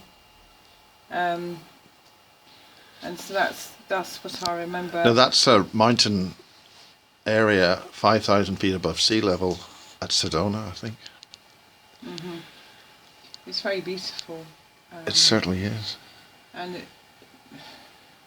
yes, it's very beautiful, and so this is very like one of the crafts that. Now this is a visual representation by Philippa Foster of the Rendlesham Forest UFO events. Now you're saying you've got familiar with them. This craft, like this kind of craft, it's like the craft I was taken in to above the earth, taken into space. It's where I was asked, do you want to go back or do you want to go home? And I said I have to go back. I haven't finished yet. And this looks like there's no windows. There is windows all around here, but you can't see in, but you can see out. When you're inside, you can see out. You can see it's like windows all around. But from here, it looks like there's nothing. But if you go in, you can look out the windows that are there. So no one can see in, but you can see out. That's the best way of describing it. These I've seen before, but again, this is another painting by Philippa Foster, but I've seen who's the wife of Alan Foster, and those are jellyfish-type beings on this picture here. And then I've seen some craft, like the craft in Close Encounters of the Third Kind. You know, when they came in that film, those craft as well. And this picture here is a very good. It's very like. Now this is a postcard from the Roswell exhibition, and you're saying what about that? It's very like when I was in this craft here. It's very like that. There was everyone, all the beings standing around, and they were asking me, do you want to go back or do you want to go home? And it wasn't just greys like that. There were some tall aliens, the blondes really, who were quite tall, asking me, do I want to go back or do I want to go home? Showing me another planet. Showing me Earth, do I want to go back or do I want to go to home, which is the other planet, which is a lot greener than Earth. Much greener than Earth. And you mentioned about the attitude that they have towards the Earth, because the reptilian, what sort of insectoid is just going to wipe the Earth out? So they don't give it. Basically, the I'm going to say the negative reptilian type dark aliens, should we say? They're like locusts. They just want to consume, and then move on. So they'll wipe the planet clean of life, of everything, and then just move on to the next one, because that's all they're here for, is just to consume, destroy, and move on, like locusts, like locusts really. But do they look like locusts, or how do they look in a human form? Or they're more like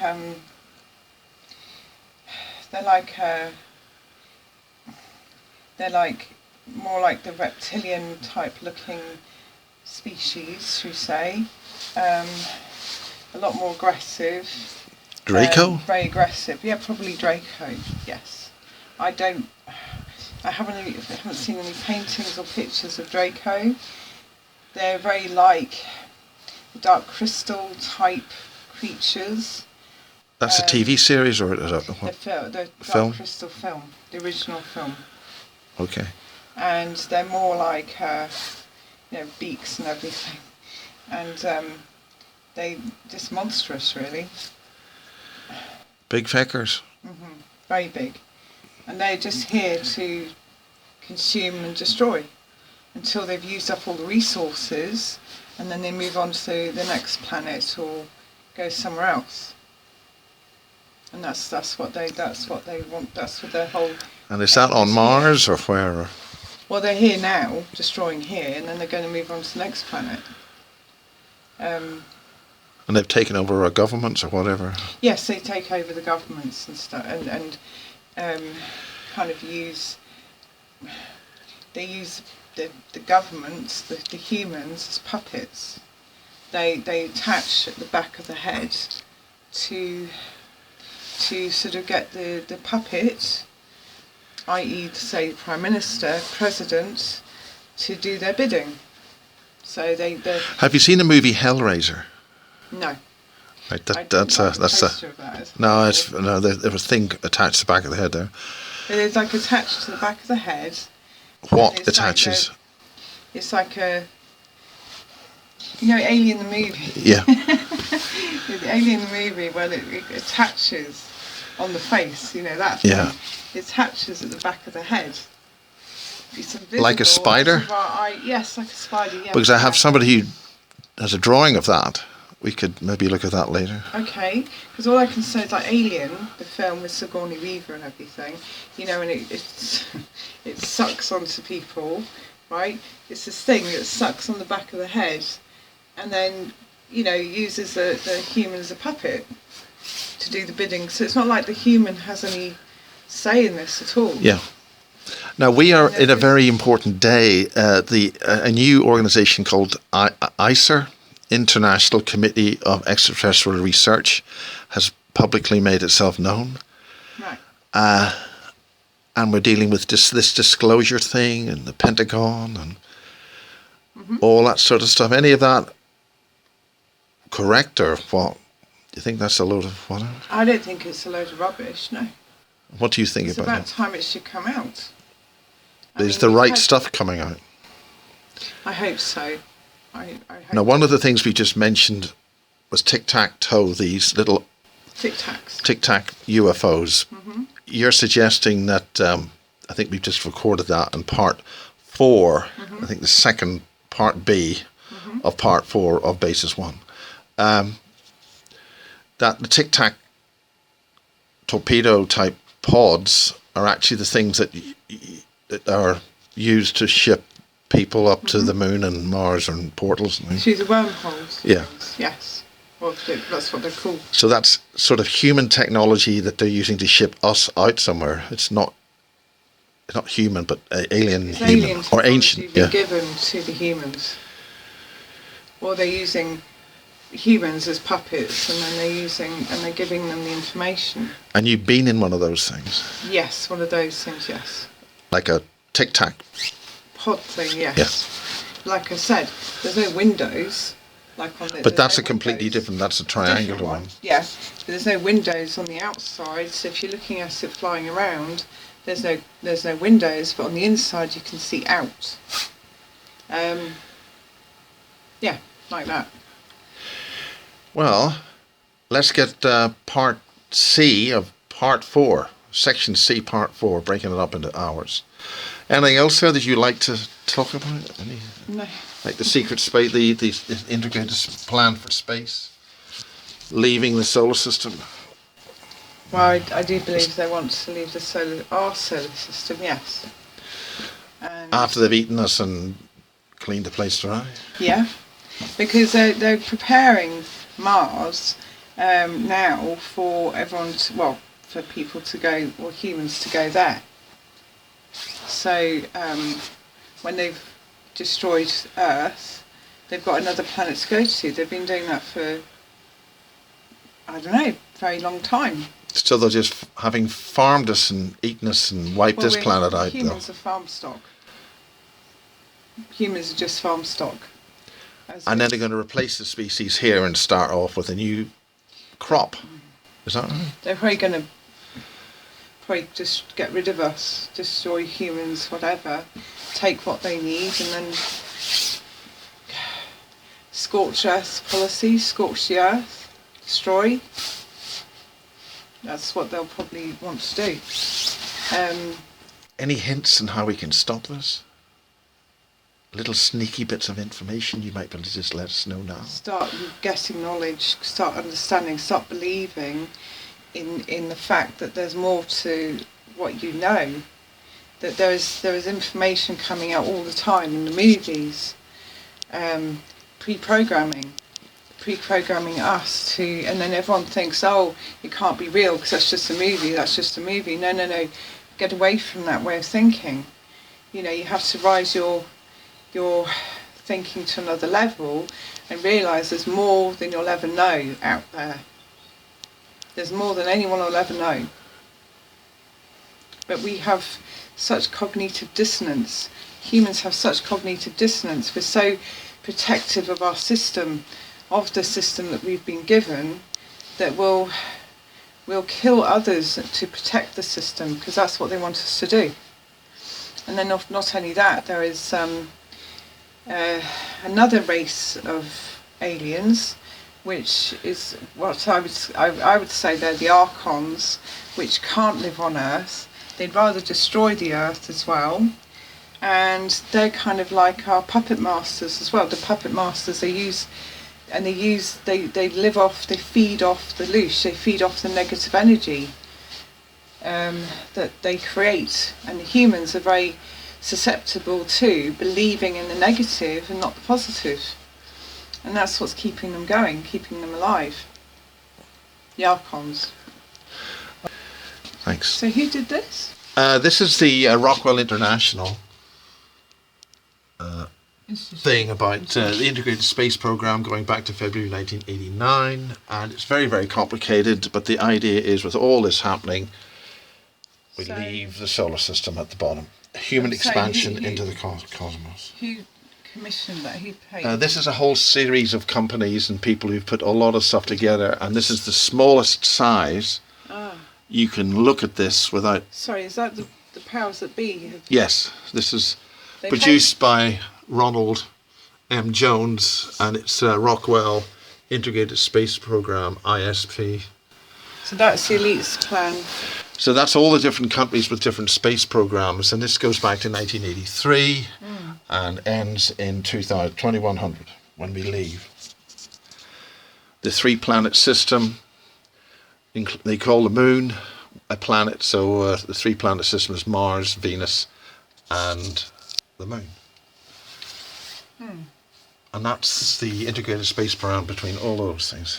2023, tri-planet, there it is, tri-planet, Earth, Moon, Mars, infrastructure enabled, human expansion into the inner solar system. Human expansion, human. And then that's 2023. So, I didn't mention the vaccines because you might get it banned.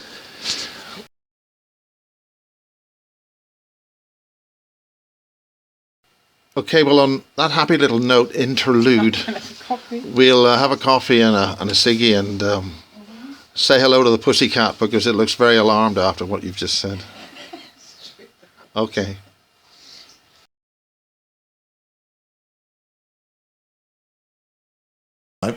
We're in Basis 1, Part 4, and this is Section C. And we're actually, before we started Section B, Sophia gave me a list of things to read out, which we haven't done. So, at the end of the last part, Sophia, you mentioned somebody had died, it was a murder or death or something. What do you mean by that? How do you mean, sorry? I think we left with somebody who was... My ex's uncle, who he believes is his real father, who was in the same Masonic lodge as my natural father, who is my uncle. My ex's uncle died suspiciously, yes. Then there is also the case of that how I came about James Casbolt at first was because I was looking into clones, and one of his videos popped up and I watched it.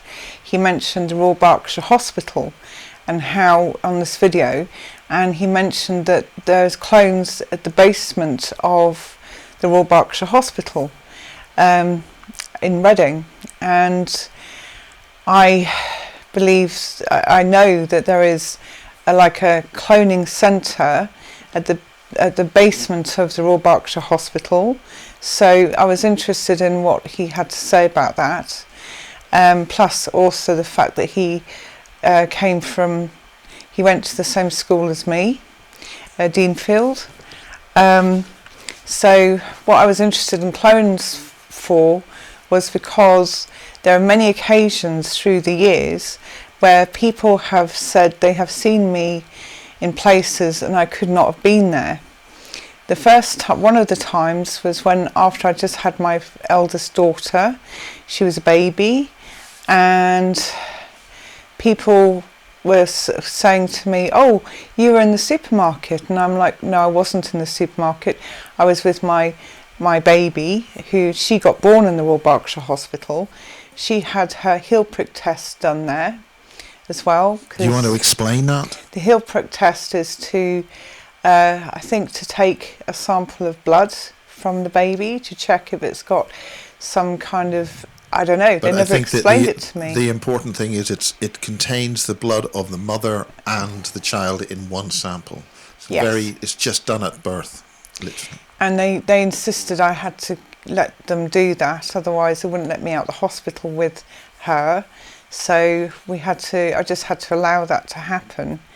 But now, moving forward, I thought about it and thought, well, she was born in the Royal Berkshire Hospital in Reading. She's born, and they did the heel prick test there. So anyway, people came to me and said, "We saw you in the supermarket. We went over to talk to you and you were really rude to us and you wouldn't acknowledge your name." And I'm like, "No, I was at home all day with the baby because I didn't have the car, because my ex-husband had taken the car for other things. So I couldn't have, she'd just been born, so I couldn't have gone without a car to the supermarket."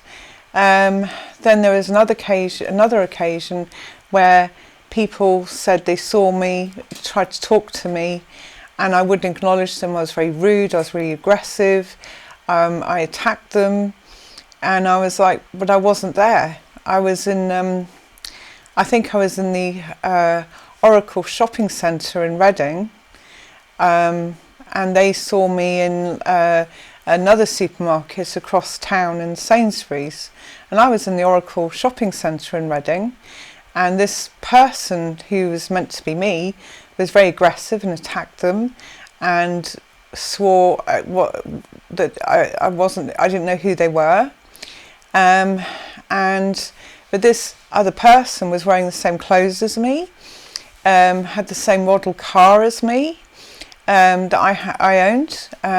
So then moving forward, my children and I were living in Highworth, just outside within Wiltshire, and we went to the library because we went to the library to get a DVD or something, and the woman in the library said, "Oh, why are you back here? You were only here yesterday." And we were like, "No, we weren't. No, we weren't here yesterday because the kids and I were at the O2 in London, and we were doing a sort of educational trip to London because they were home educated. The librarian insisted that we were there the day before. We were like, no, we were in London." And she said, "Well, you reserved a DVD. And I was like, "No." So she said, "Well, when the DVD comes in," she looked up her records and everything. She said, "Yeah, you reserved a DVD. You reserved Peter and the Wolf." So I said, "Okay." So we went back to the library to get this DVD that I supposedly reserved, and so this other person who was meant to be me, and my children were meant to be there as well. So we got the DVD and we were watching it, and unfortunately there was a scene in that film which I believe traumatised my eldest daughter, and it's just a Peter and the Wolf, but the the goose got eaten by the wolf, but she was very traumatised by that. So I feel that somehow, some way, this other me got this DVD. My eldest daughter, she can't remember it now, that event or anything, but it was just interesting that this person that was meant to be me reserved this DVD with the children. So basically, all along, there's been someone around that looks like me, is very aggressive, very angry. The children, there's events where my daughters have been seen in places they could not have been in, and they've been very aggressive and angry and rude and totally out of character, and they were in places that they couldn't have been because they were somewhere else, or we were all somewhere else together. So it seemed that we had what seemed like clones walking around, almost like following us, going to places that we would go to. And the only explanation I have is clones. And if we do have clones, my daughters and I, then the question is how? Because my youngest daughter was a home birth. She was born at home. She did not have a heel prick test because she was born at home. They kind of forgot about her. They left her alone. So, but they did take the placenta, of course, because I didn't want it. They could dispose of it, fine. But the thing is, they did take the placenta and the umbilical cord with them, the midwives. But that was in a different, that was in Reading again. So they could have perhaps used the placenta maybe to make a clone of her. The heel prick test, maybe that made a clone of my eldest daughter. That's the only explanation I have there. Or they already have our genetic material somehow, some way. Maybe we were taken and we've forgotten. Maybe our minds got wiped and we were taken away by, could have been government, it could have been... I'm going to say something. I'm going to say Mandela effect or alternate reality. Well, because I had an experience myself where I'd been seen in 4 cities in the same day. Well, the Mandela effect, I got affected by the Mandela effect in 2016-17. I can't basically remember the exact year, but it seemed that's when that Mandela effect started.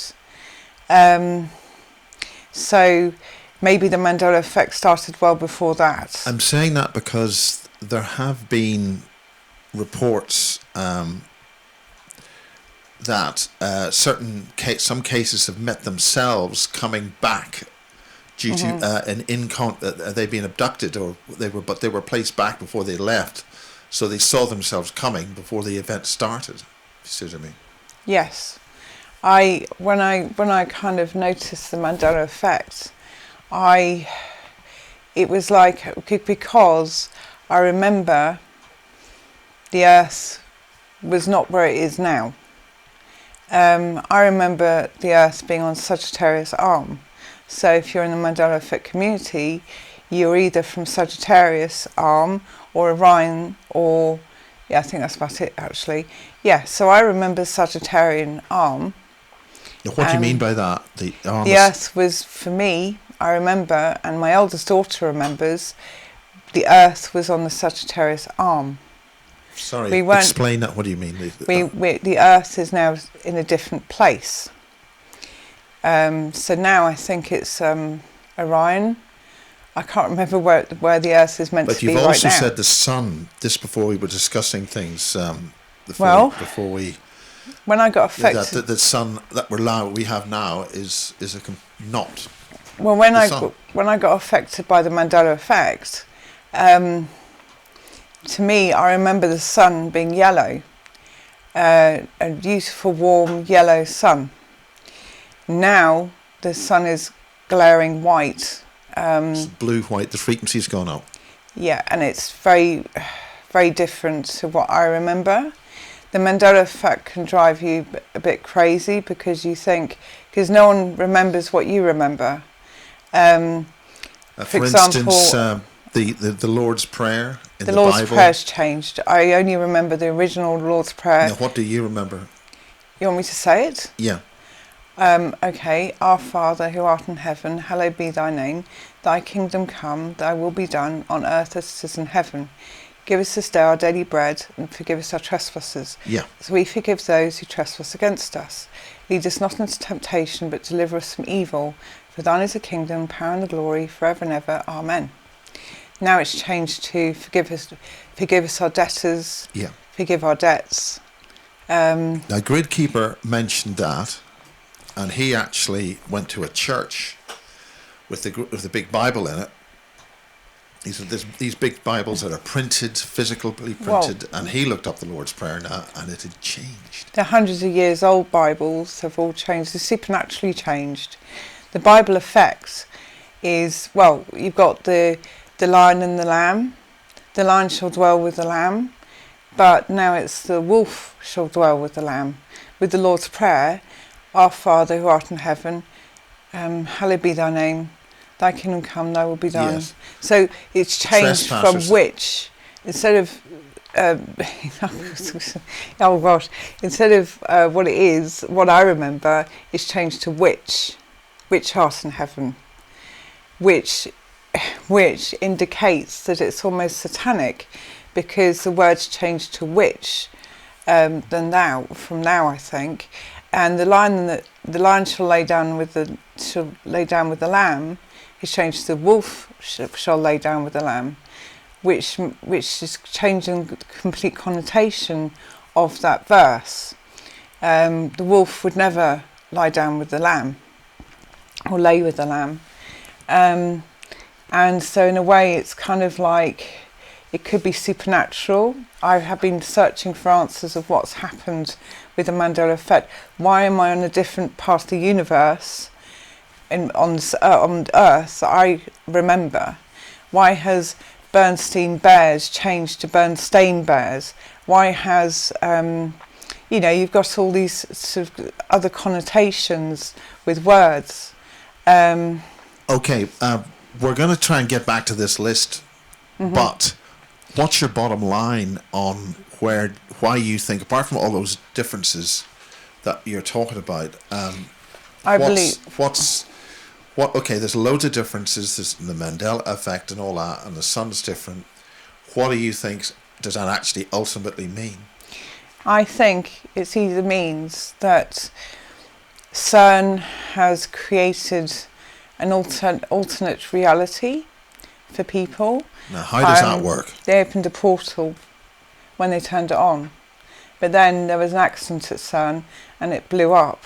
There were several accidents, and there was a lot of accidents at CERN. To recap on that, as far as bases is concerned, we did a lot with Dan McBolan, and also Paddy Brizard was in there, and there's a whole lot of controversy about that.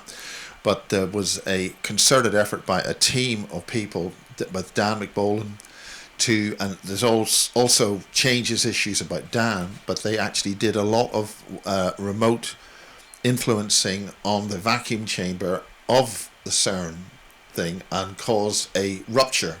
Okay? Now, at the same time, Simon Parkes' team was doing something similar. So there were at least two psychic groups focusing on doing something to stop the Great Hadron Collider from activating.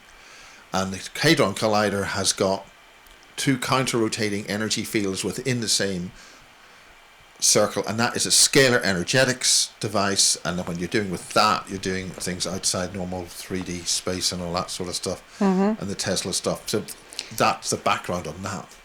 Well, I think whatever's behind the Mandela effect, whether it be man, whether it is a CERN, something's demonic is making those humans create these things, create the the portals opening up, because with CERN, it's on top of the gates of hell in Switzerland. All the so basically they're saying they're trying to get the stairway to heaven, when in actual fact they're going to the stairway of hell. They're opening that up, or probably maybe opening both up, hell and heaven. One of the things that the European families over the years have been dealing with are opening portals in all the various castles and great houses, and keeping these open and bringing in what they call dark matter life, which is now taking control of all existing life, which is of course a lot of that sort of stuff. Well, a lot with the Bible changes. It's twisting all the words in the Bible. The Bible's become very demonic. The Bible has a change in God's word. So if you're a Christian, you know that God's word's written on your heart. So people who can see the Bible changes can remember the original Bible verses, the correct words.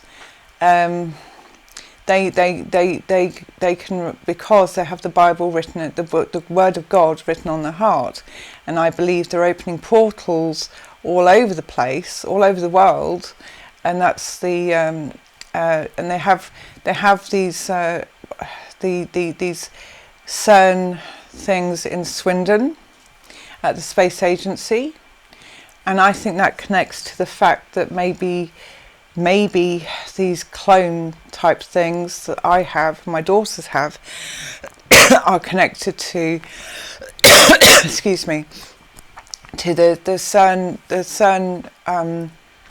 in Swindon. Well, these colliders certainly can they've been synchronizing them all across the world, and of course the Chinese are building a bigger one, or have built. But anyway, let's get back to this list, because we wrote a list. So yes, sorry. And we're going to finish this part shortly. Okay, the next one is High Down School. High Down School is a comprehensive school in Caversham, which I think there was a lot of mnemonic programming going on there, like Deanfield School. Now, my natural father was the governor at High Down School. And, you know, normally, because he's not meant to be my father, he's meant to be my uncle, but you don't normally become a governor of a school if your children aren't at the school. So basically, High Down, I would be sent to the extracurricular special needs classes for English and maths, because apparently I was really rubbish at that. And so I would, I played truant a lot at school, because I wasn't... Sorry, can you say that again? I played truant at school on my own. I know, on my own. And the thing is, I thought I was clever. I thought, oh yeah, I'll play truant on my own. It wasn't like smoking behind the bike sheds, nothing like that. So I'd be walking off to the special needs classes, and I would go, instead of going straight to the classroom, I'd go right, but then I'd miss time. And I was thinking I was being all clever, and I was, going off to play truant. Meanwhile, when I'd turn right instead of going straight, I would miss time, and then I presume I would be taken elsewhere to other places, that type of thing, like James Casbolt says. And then when I went to, so that was High Down, and I think High Down there was a lot of mnemonic programming in High Down School in Caversham. And so then maybe just for me, I don't know, but I know that when I went to Deanfield School, I went to extracurricular classes for English and maths, that type of thing. Same thing again. I thought I was playing truant, and instead of going straight into the extracurricular classroom, I'd go right, but then I'd miss time. And I mean, miss time, I'd like, and then come back again. And I believe that they were taking me somehow, some way to the bases, those type of things. Can you remember? I have flashbacks. I have flashbacks, distant memories of going straight, but then turning right. For some unknown reason, I'd just go right. And then I had flashbacks of ending up in, like I'd be in a black van. I think I could call it a van. And then being driven off. I think they used to call them a black Mariah. Paddy wagon. Paddy wagon. Black yeah, it was Mariah like was at that time maybe the type like a transit van. Yeah. A black transit van, paddy wagon, that type of thing. No, the black transit van, and being taken to, I remember woods, being taken to woods, driving through woods, woodland, and then going to bases, military bases, for these seats that I'd be sitting to be put into to be tested for my, I'm going to call it telepathic skills or psychic skills, that type of thing. They'd want me to connect to other dimensions, other beings as well. And as I said before, I would think it, and the writing would go on the screen beside me of what I was thinking would be written down, and I'd be like a psychic. I'd be transmitting messages from other realms, from other places, from, you could call it from the dead, and then I was also connecting to, aliens, that type of thing. I'm going to call it aliens. And well, what would you prefer to call it? Well, you see, they're not aliens as such, because they live here as well. They live here, they live in space, that type of thing. Other species then, and I'd connect to, they'd want me to connect to, famous people actually, famous people like Einstein, or people, they'd want to pick their brains, type of thing. They want information from other, other species. I've heard that from James. I'm not sure, but I think there's a situation where they would access the genius of those beings while they were alive in a different temporal time of some kind, so you could access it. Well, they'd want to talk to people like General Patton or war generals, that type of thing. Why General Patton? Because they'd want the tips on war or information about what to do next or something like that. The reason why I say that is because General Patton was the person, there was the US general who was put in charge of getting Germany's esoteric weapons, the saucers, all the stuff that they did. Oh. And he knew the whole story of it, which is why he was ultimately assassinated. I didn't know that. He got, I think, Kamler and the saucer stuff, because he was meant to be going to Berlin to get Hitler, and there's a big controversy. Why was he diverted to some obscure place in Germany at the close of the war? And that connects with Dr. Green, all the stuff that's the nightmares that we're talking about now. They wanted information from, Patton. They wanted information from, I'm trying to think, Hitler. And they wanted information from, just trying to think here, sorry about this. They wanted information from sort of war people, war generals, that type of thing. They'd also want to future look into the future of what's going to happen. So if they were to take this path, what's the outcome? If they were to take another stream, what's the outcome? They wanted me to tap into that as well, tap into it, get information from the future. Now, I've heard of Project Looking Glass. maybe I was part of that. I don't know. If they use psychics for Project Looking Glass, what that technology is, I don't know.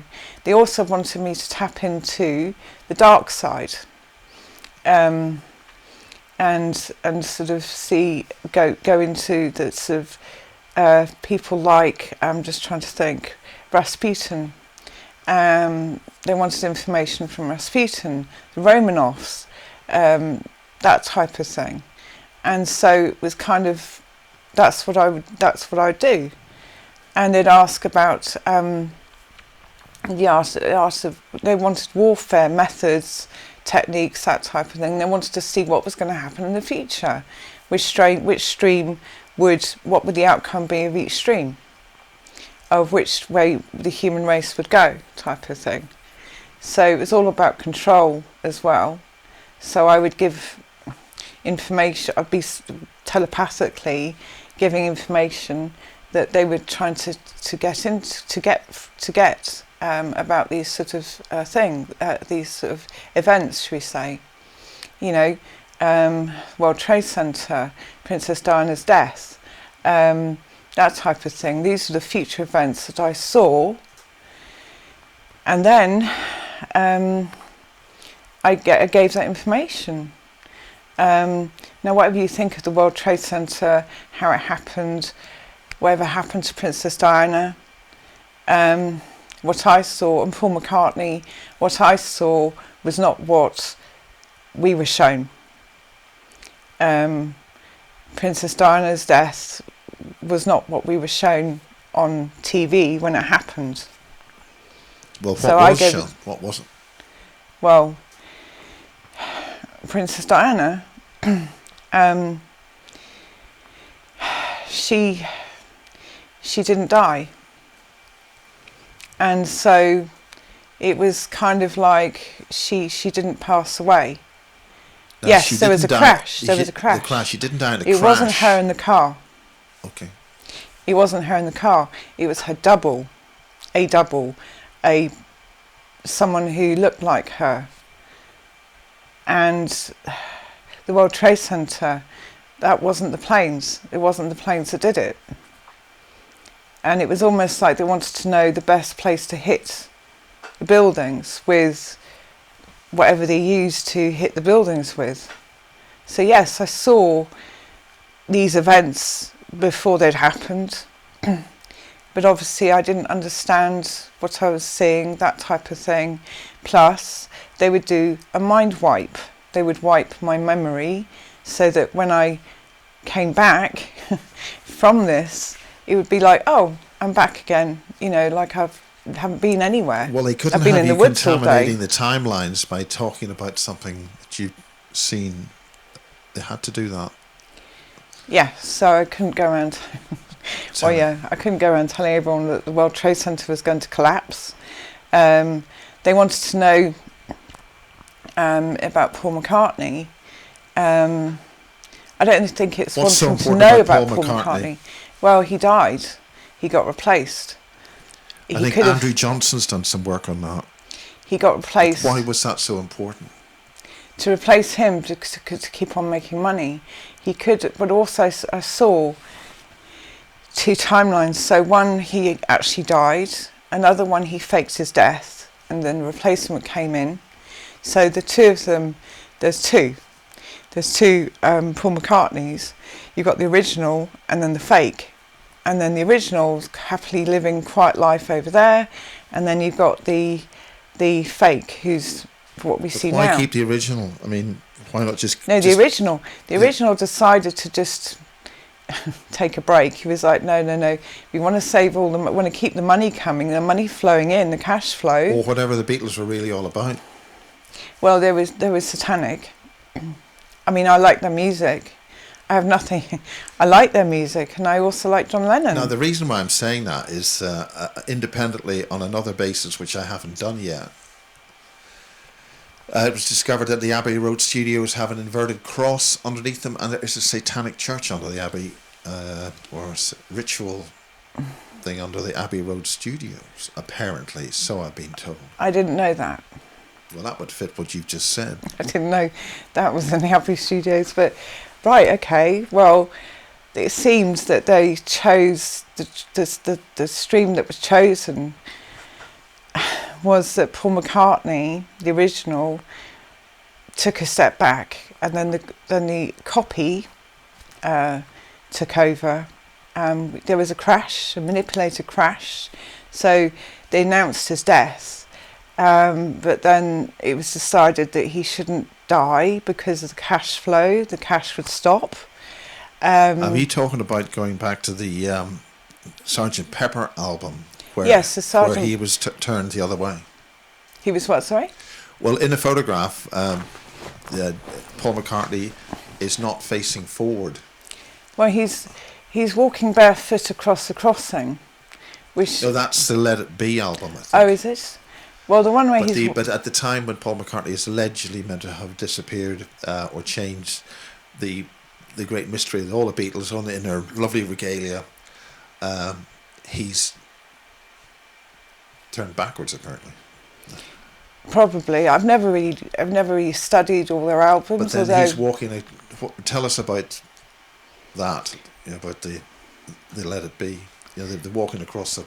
Well, he's barefoot because it's saying Paul he's dead. It's a sign to say he's dead. He's the only one walking barefoot, and then if you play one of the songs backwards, John Lennon's singing it, and played backwards, he's saying Paul is dead, Paul is dead, Paul is dead.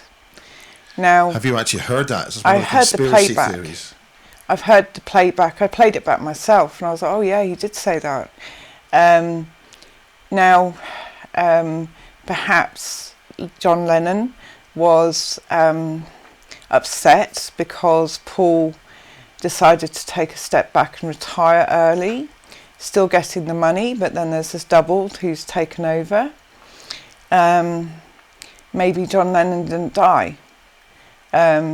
Yes, I know he was shot in New York, but I think what I got when I was doing these, what would you call it, connections, connecting the streamlines and stuff. Viewing remote viewing timelines, yeah.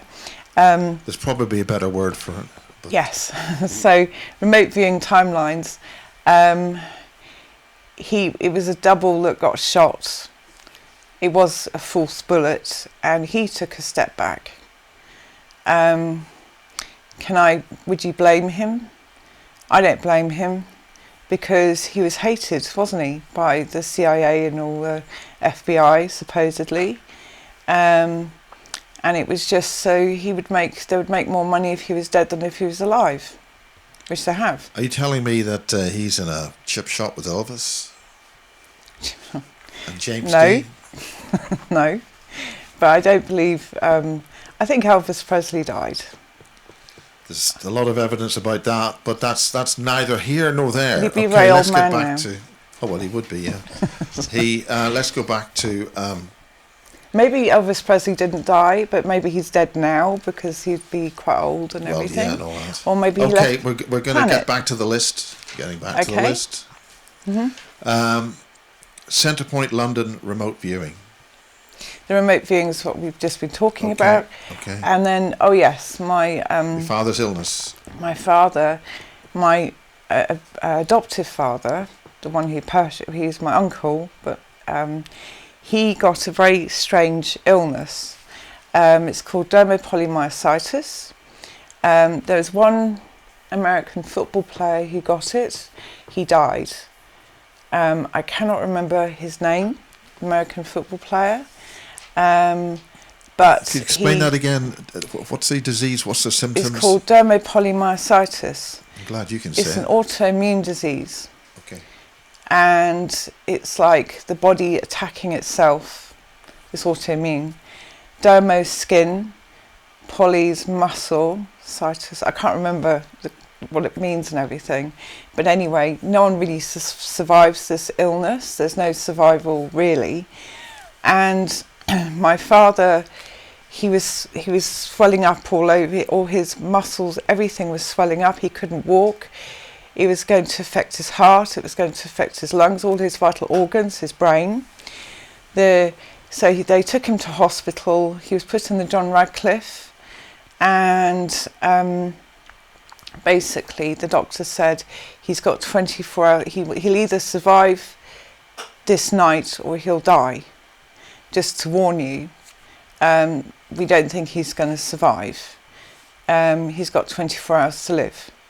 So he and the group, they did a joint... Could you just remind people what that group is? The group of the people, the satanic group that purchased me, they all do this sort of rituals and stuff, and they all came together and did a kind of healing session all together, and as you say, maybe remote viewing or something like that. They did this whole healing session together at a certain time, and then basically he got out of bed and started walking around, and he was perfectly healed after what they did. So it was like they all came together to do like a session to get him better, basically. Whether they used the dark energies or the light energies, I don't know, but he shouldn't have survived. So maybe they used some kind of technology to do that, or was it mind over matter? I don't know. But I just thought it was, that's what they do. Is that Royal Berkshire Hospital? Is that what that's about? Well, he was in the Royal Berks, and then the Battle Hospital, which is no longer, and then he was put into John Radcliffe Hospital in Oxfordshire, where his brother has a property there, because his brother's got properties everywhere, and he's got a property in Oxford next to the John Radcliffe, well, near the John Radcliffe Hospital. So if the Royal Berkshire Hospital has what we call a cloning centre underneath it, why hasn't the John Radcliffe Hospital got a cloning centre underneath it? What do you know about these hospitals with deep undergrounds? Well, other function. Well, they have. Well, with the Royal Berkshire Hospital, it's ironic that in Reading you've got the Reading University, where they do a lot of experiments, that type of thing, and it's also near all the bases, that sort of thing. And then you've got the John Radcliffe, which has a basement thing underneath, which is probably connected to a lot of military bases around Oxfordshire. So you've got Berkshire, Oxfordshire, and then Wiltshire, and all the Army and Air Force bases around there. Now I was taken to, as I said before, to a base where it was joint with the Air Force and the military. I think you said combined. That in part 3, and I think that might have been Peasemore. Peasemore, there were other bases as well, and they've got a combined base where you've got the Army and the Air Force combined. And down south, down by the naval bases, you've got the military and the Air Force and the Navy combined.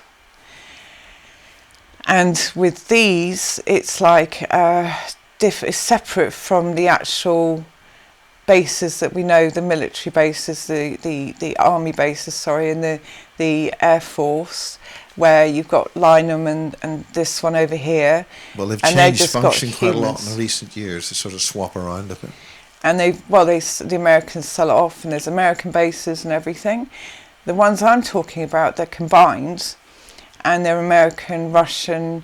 You've got all these different countries combined together, Navy and Air Force and Army, and they're combined and everything. So these bases have got jets, and they've got the hardware, military hardware, and then of course they've got different uniforms. They've got the black uniforms with yellow chevron arrow. I call it an arrow, but a chevron here with the badge, with the two eagle head. The eagle with two. Well, it's like an eagle, but it's got two heads. The phoenix, is that?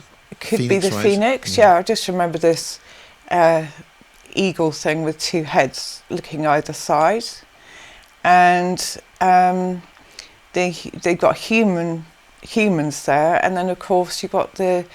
I say of course. Then you got the should we say aliens as well, who are commanding the humans there. But they all mix together.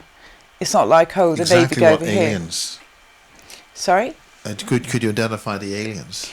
Yeah, okay, like you say, the Draco, the tall blondes, blonde-haired ones. Some people call them Pleiadian. Palladian. Is that right? You see, Well, let's forget about names. the Nordic. Yeah. They look Nordic, yeah. And I don't know. I think there's a faction of, you got the good Palladians and you got the bad Palladians, but are they both the same race, or is it just you got the bad guys and the good guys? Well, it's a bit like humans and good guys and bad guys.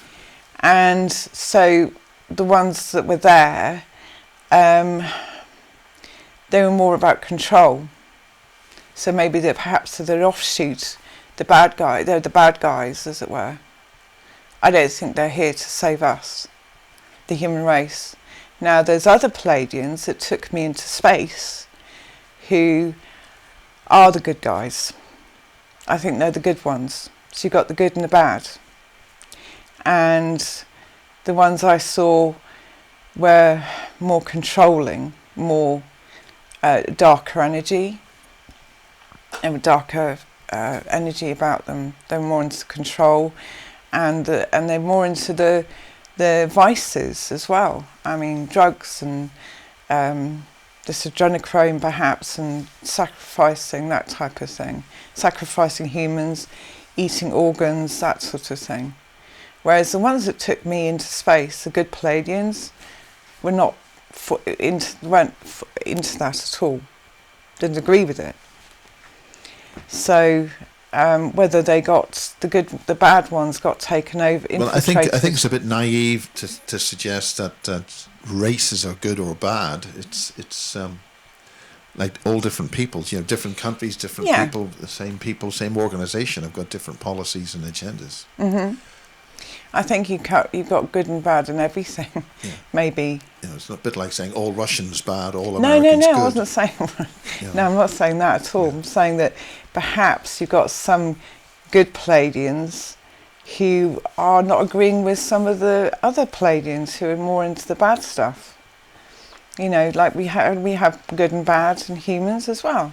Well, there are some people who've said that there's no such thing as a good alien. The only good alien's a dead alien. I mean, that was mentioned in the... It depends. What do you feel about that? Well, I don't agree with that, to be honest with you. I mean, are some groups... And anyway, this is a different topic to discuss it. It's not really relevant now. We're in our sort of part 4 here of Basis 1. All those years, like 21 years after Barry King talked about this whole thing at Peasmore and Project Puppet Master and all that sort of stuff. In this closing few minutes of this part 4, of which there's 3 sections, just to break it up so people can watch it easier. What do you think of all that stuff that Barry talked about and James Casbolt? Because there's a lot of, and Max and all that. What do you feel about that? What do I feel about what they've said? Well, I've only seen some bits from all of them. I haven't been able to see everything because for a lot of the time I had no access to the internet when I was living in the caravan, when I was basically on the run from the Met, so I was kind of cut off from a lot of the stuff these people were talking about. So I never really paid much attention. I didn't see anything they were saying. So I've kind of slowly but surely caught up now. And now what they're saying is like, oh yeah, I remember that. Oh, I remember this. So I agree with Barry King. I agree with James Casbolt, of course. And I agree with all the other people, Max Spears. I agree with them, and of course I believe them. And I can now correspond what I remember with what they've said over those 20 years ago. And now to me it's like, oh right, so it's not just me that went through this. It's not just me that had these memories. Okay, I'm going to say something really nasty. I'm going to say, look, you're just merely an attention seeker who's looking, on the coattails of these other guys who some people say are a bunch of liars and fantasists, and this whole thing's just a load of just baloney, and you're just here to just grab attention and whatever. What do you say about that? What I say about that is, after everything that I have been through, after being chased by the Metropolitan Police, after having the police disregard what I said, calling me a fantasist, a liar, delusional, putting my children on the at-risk register, having been accusations hurled at me over these years, and I have been proven right all along, and everything they have said about me is complete lie. I'm not here to get fame and glory. I'm not here for money. I'm not here for celebrity status. I want the truth out. I want the sacrificing of children. I want the children to be saved and the sacrificing of humans to be stopped. And I feel what I have to say will help kind of connect all the some dots for people, and maybe other victims can step forward and say, hang on a minute, I remember that happening to me. I'm not doing it for myself, I'm doing it for my children, my grandchildren. I'm doing it for the victims of human trafficking and victims of maybe some government warfare, psychological warfare. I'm doing it for that. I'm not doing it really for me. I'm doing it because if I don't speak up, what if I know something that the good guys don't know? And maybe what I know will help aid the prevention of this, to stopping this from carrying on. And I don't really care if people believe me or don't believe me. I know the truth, and the truth is the truth.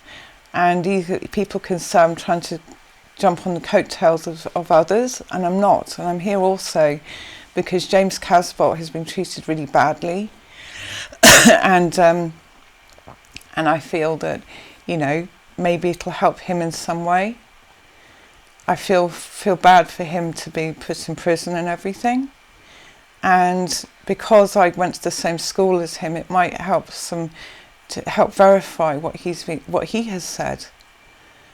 But I'm not here for celebrity. I'm not here for money or anything. I don't really want that. I don't care. I know the truth, and I'll stick by that truth. Well, thank you, Sophia. And that's a really important thing that has to be said. Thank you very much. This is the Basis Project. Witness. We just get the witnesses, sit them down, ask them questions. They tell their story. And we've got it's a very serious and tragic story, and we're in a lot of trouble. Okay, that's Basis 1 2021 update part 4 with Sophia. Thank you very much. Thank you.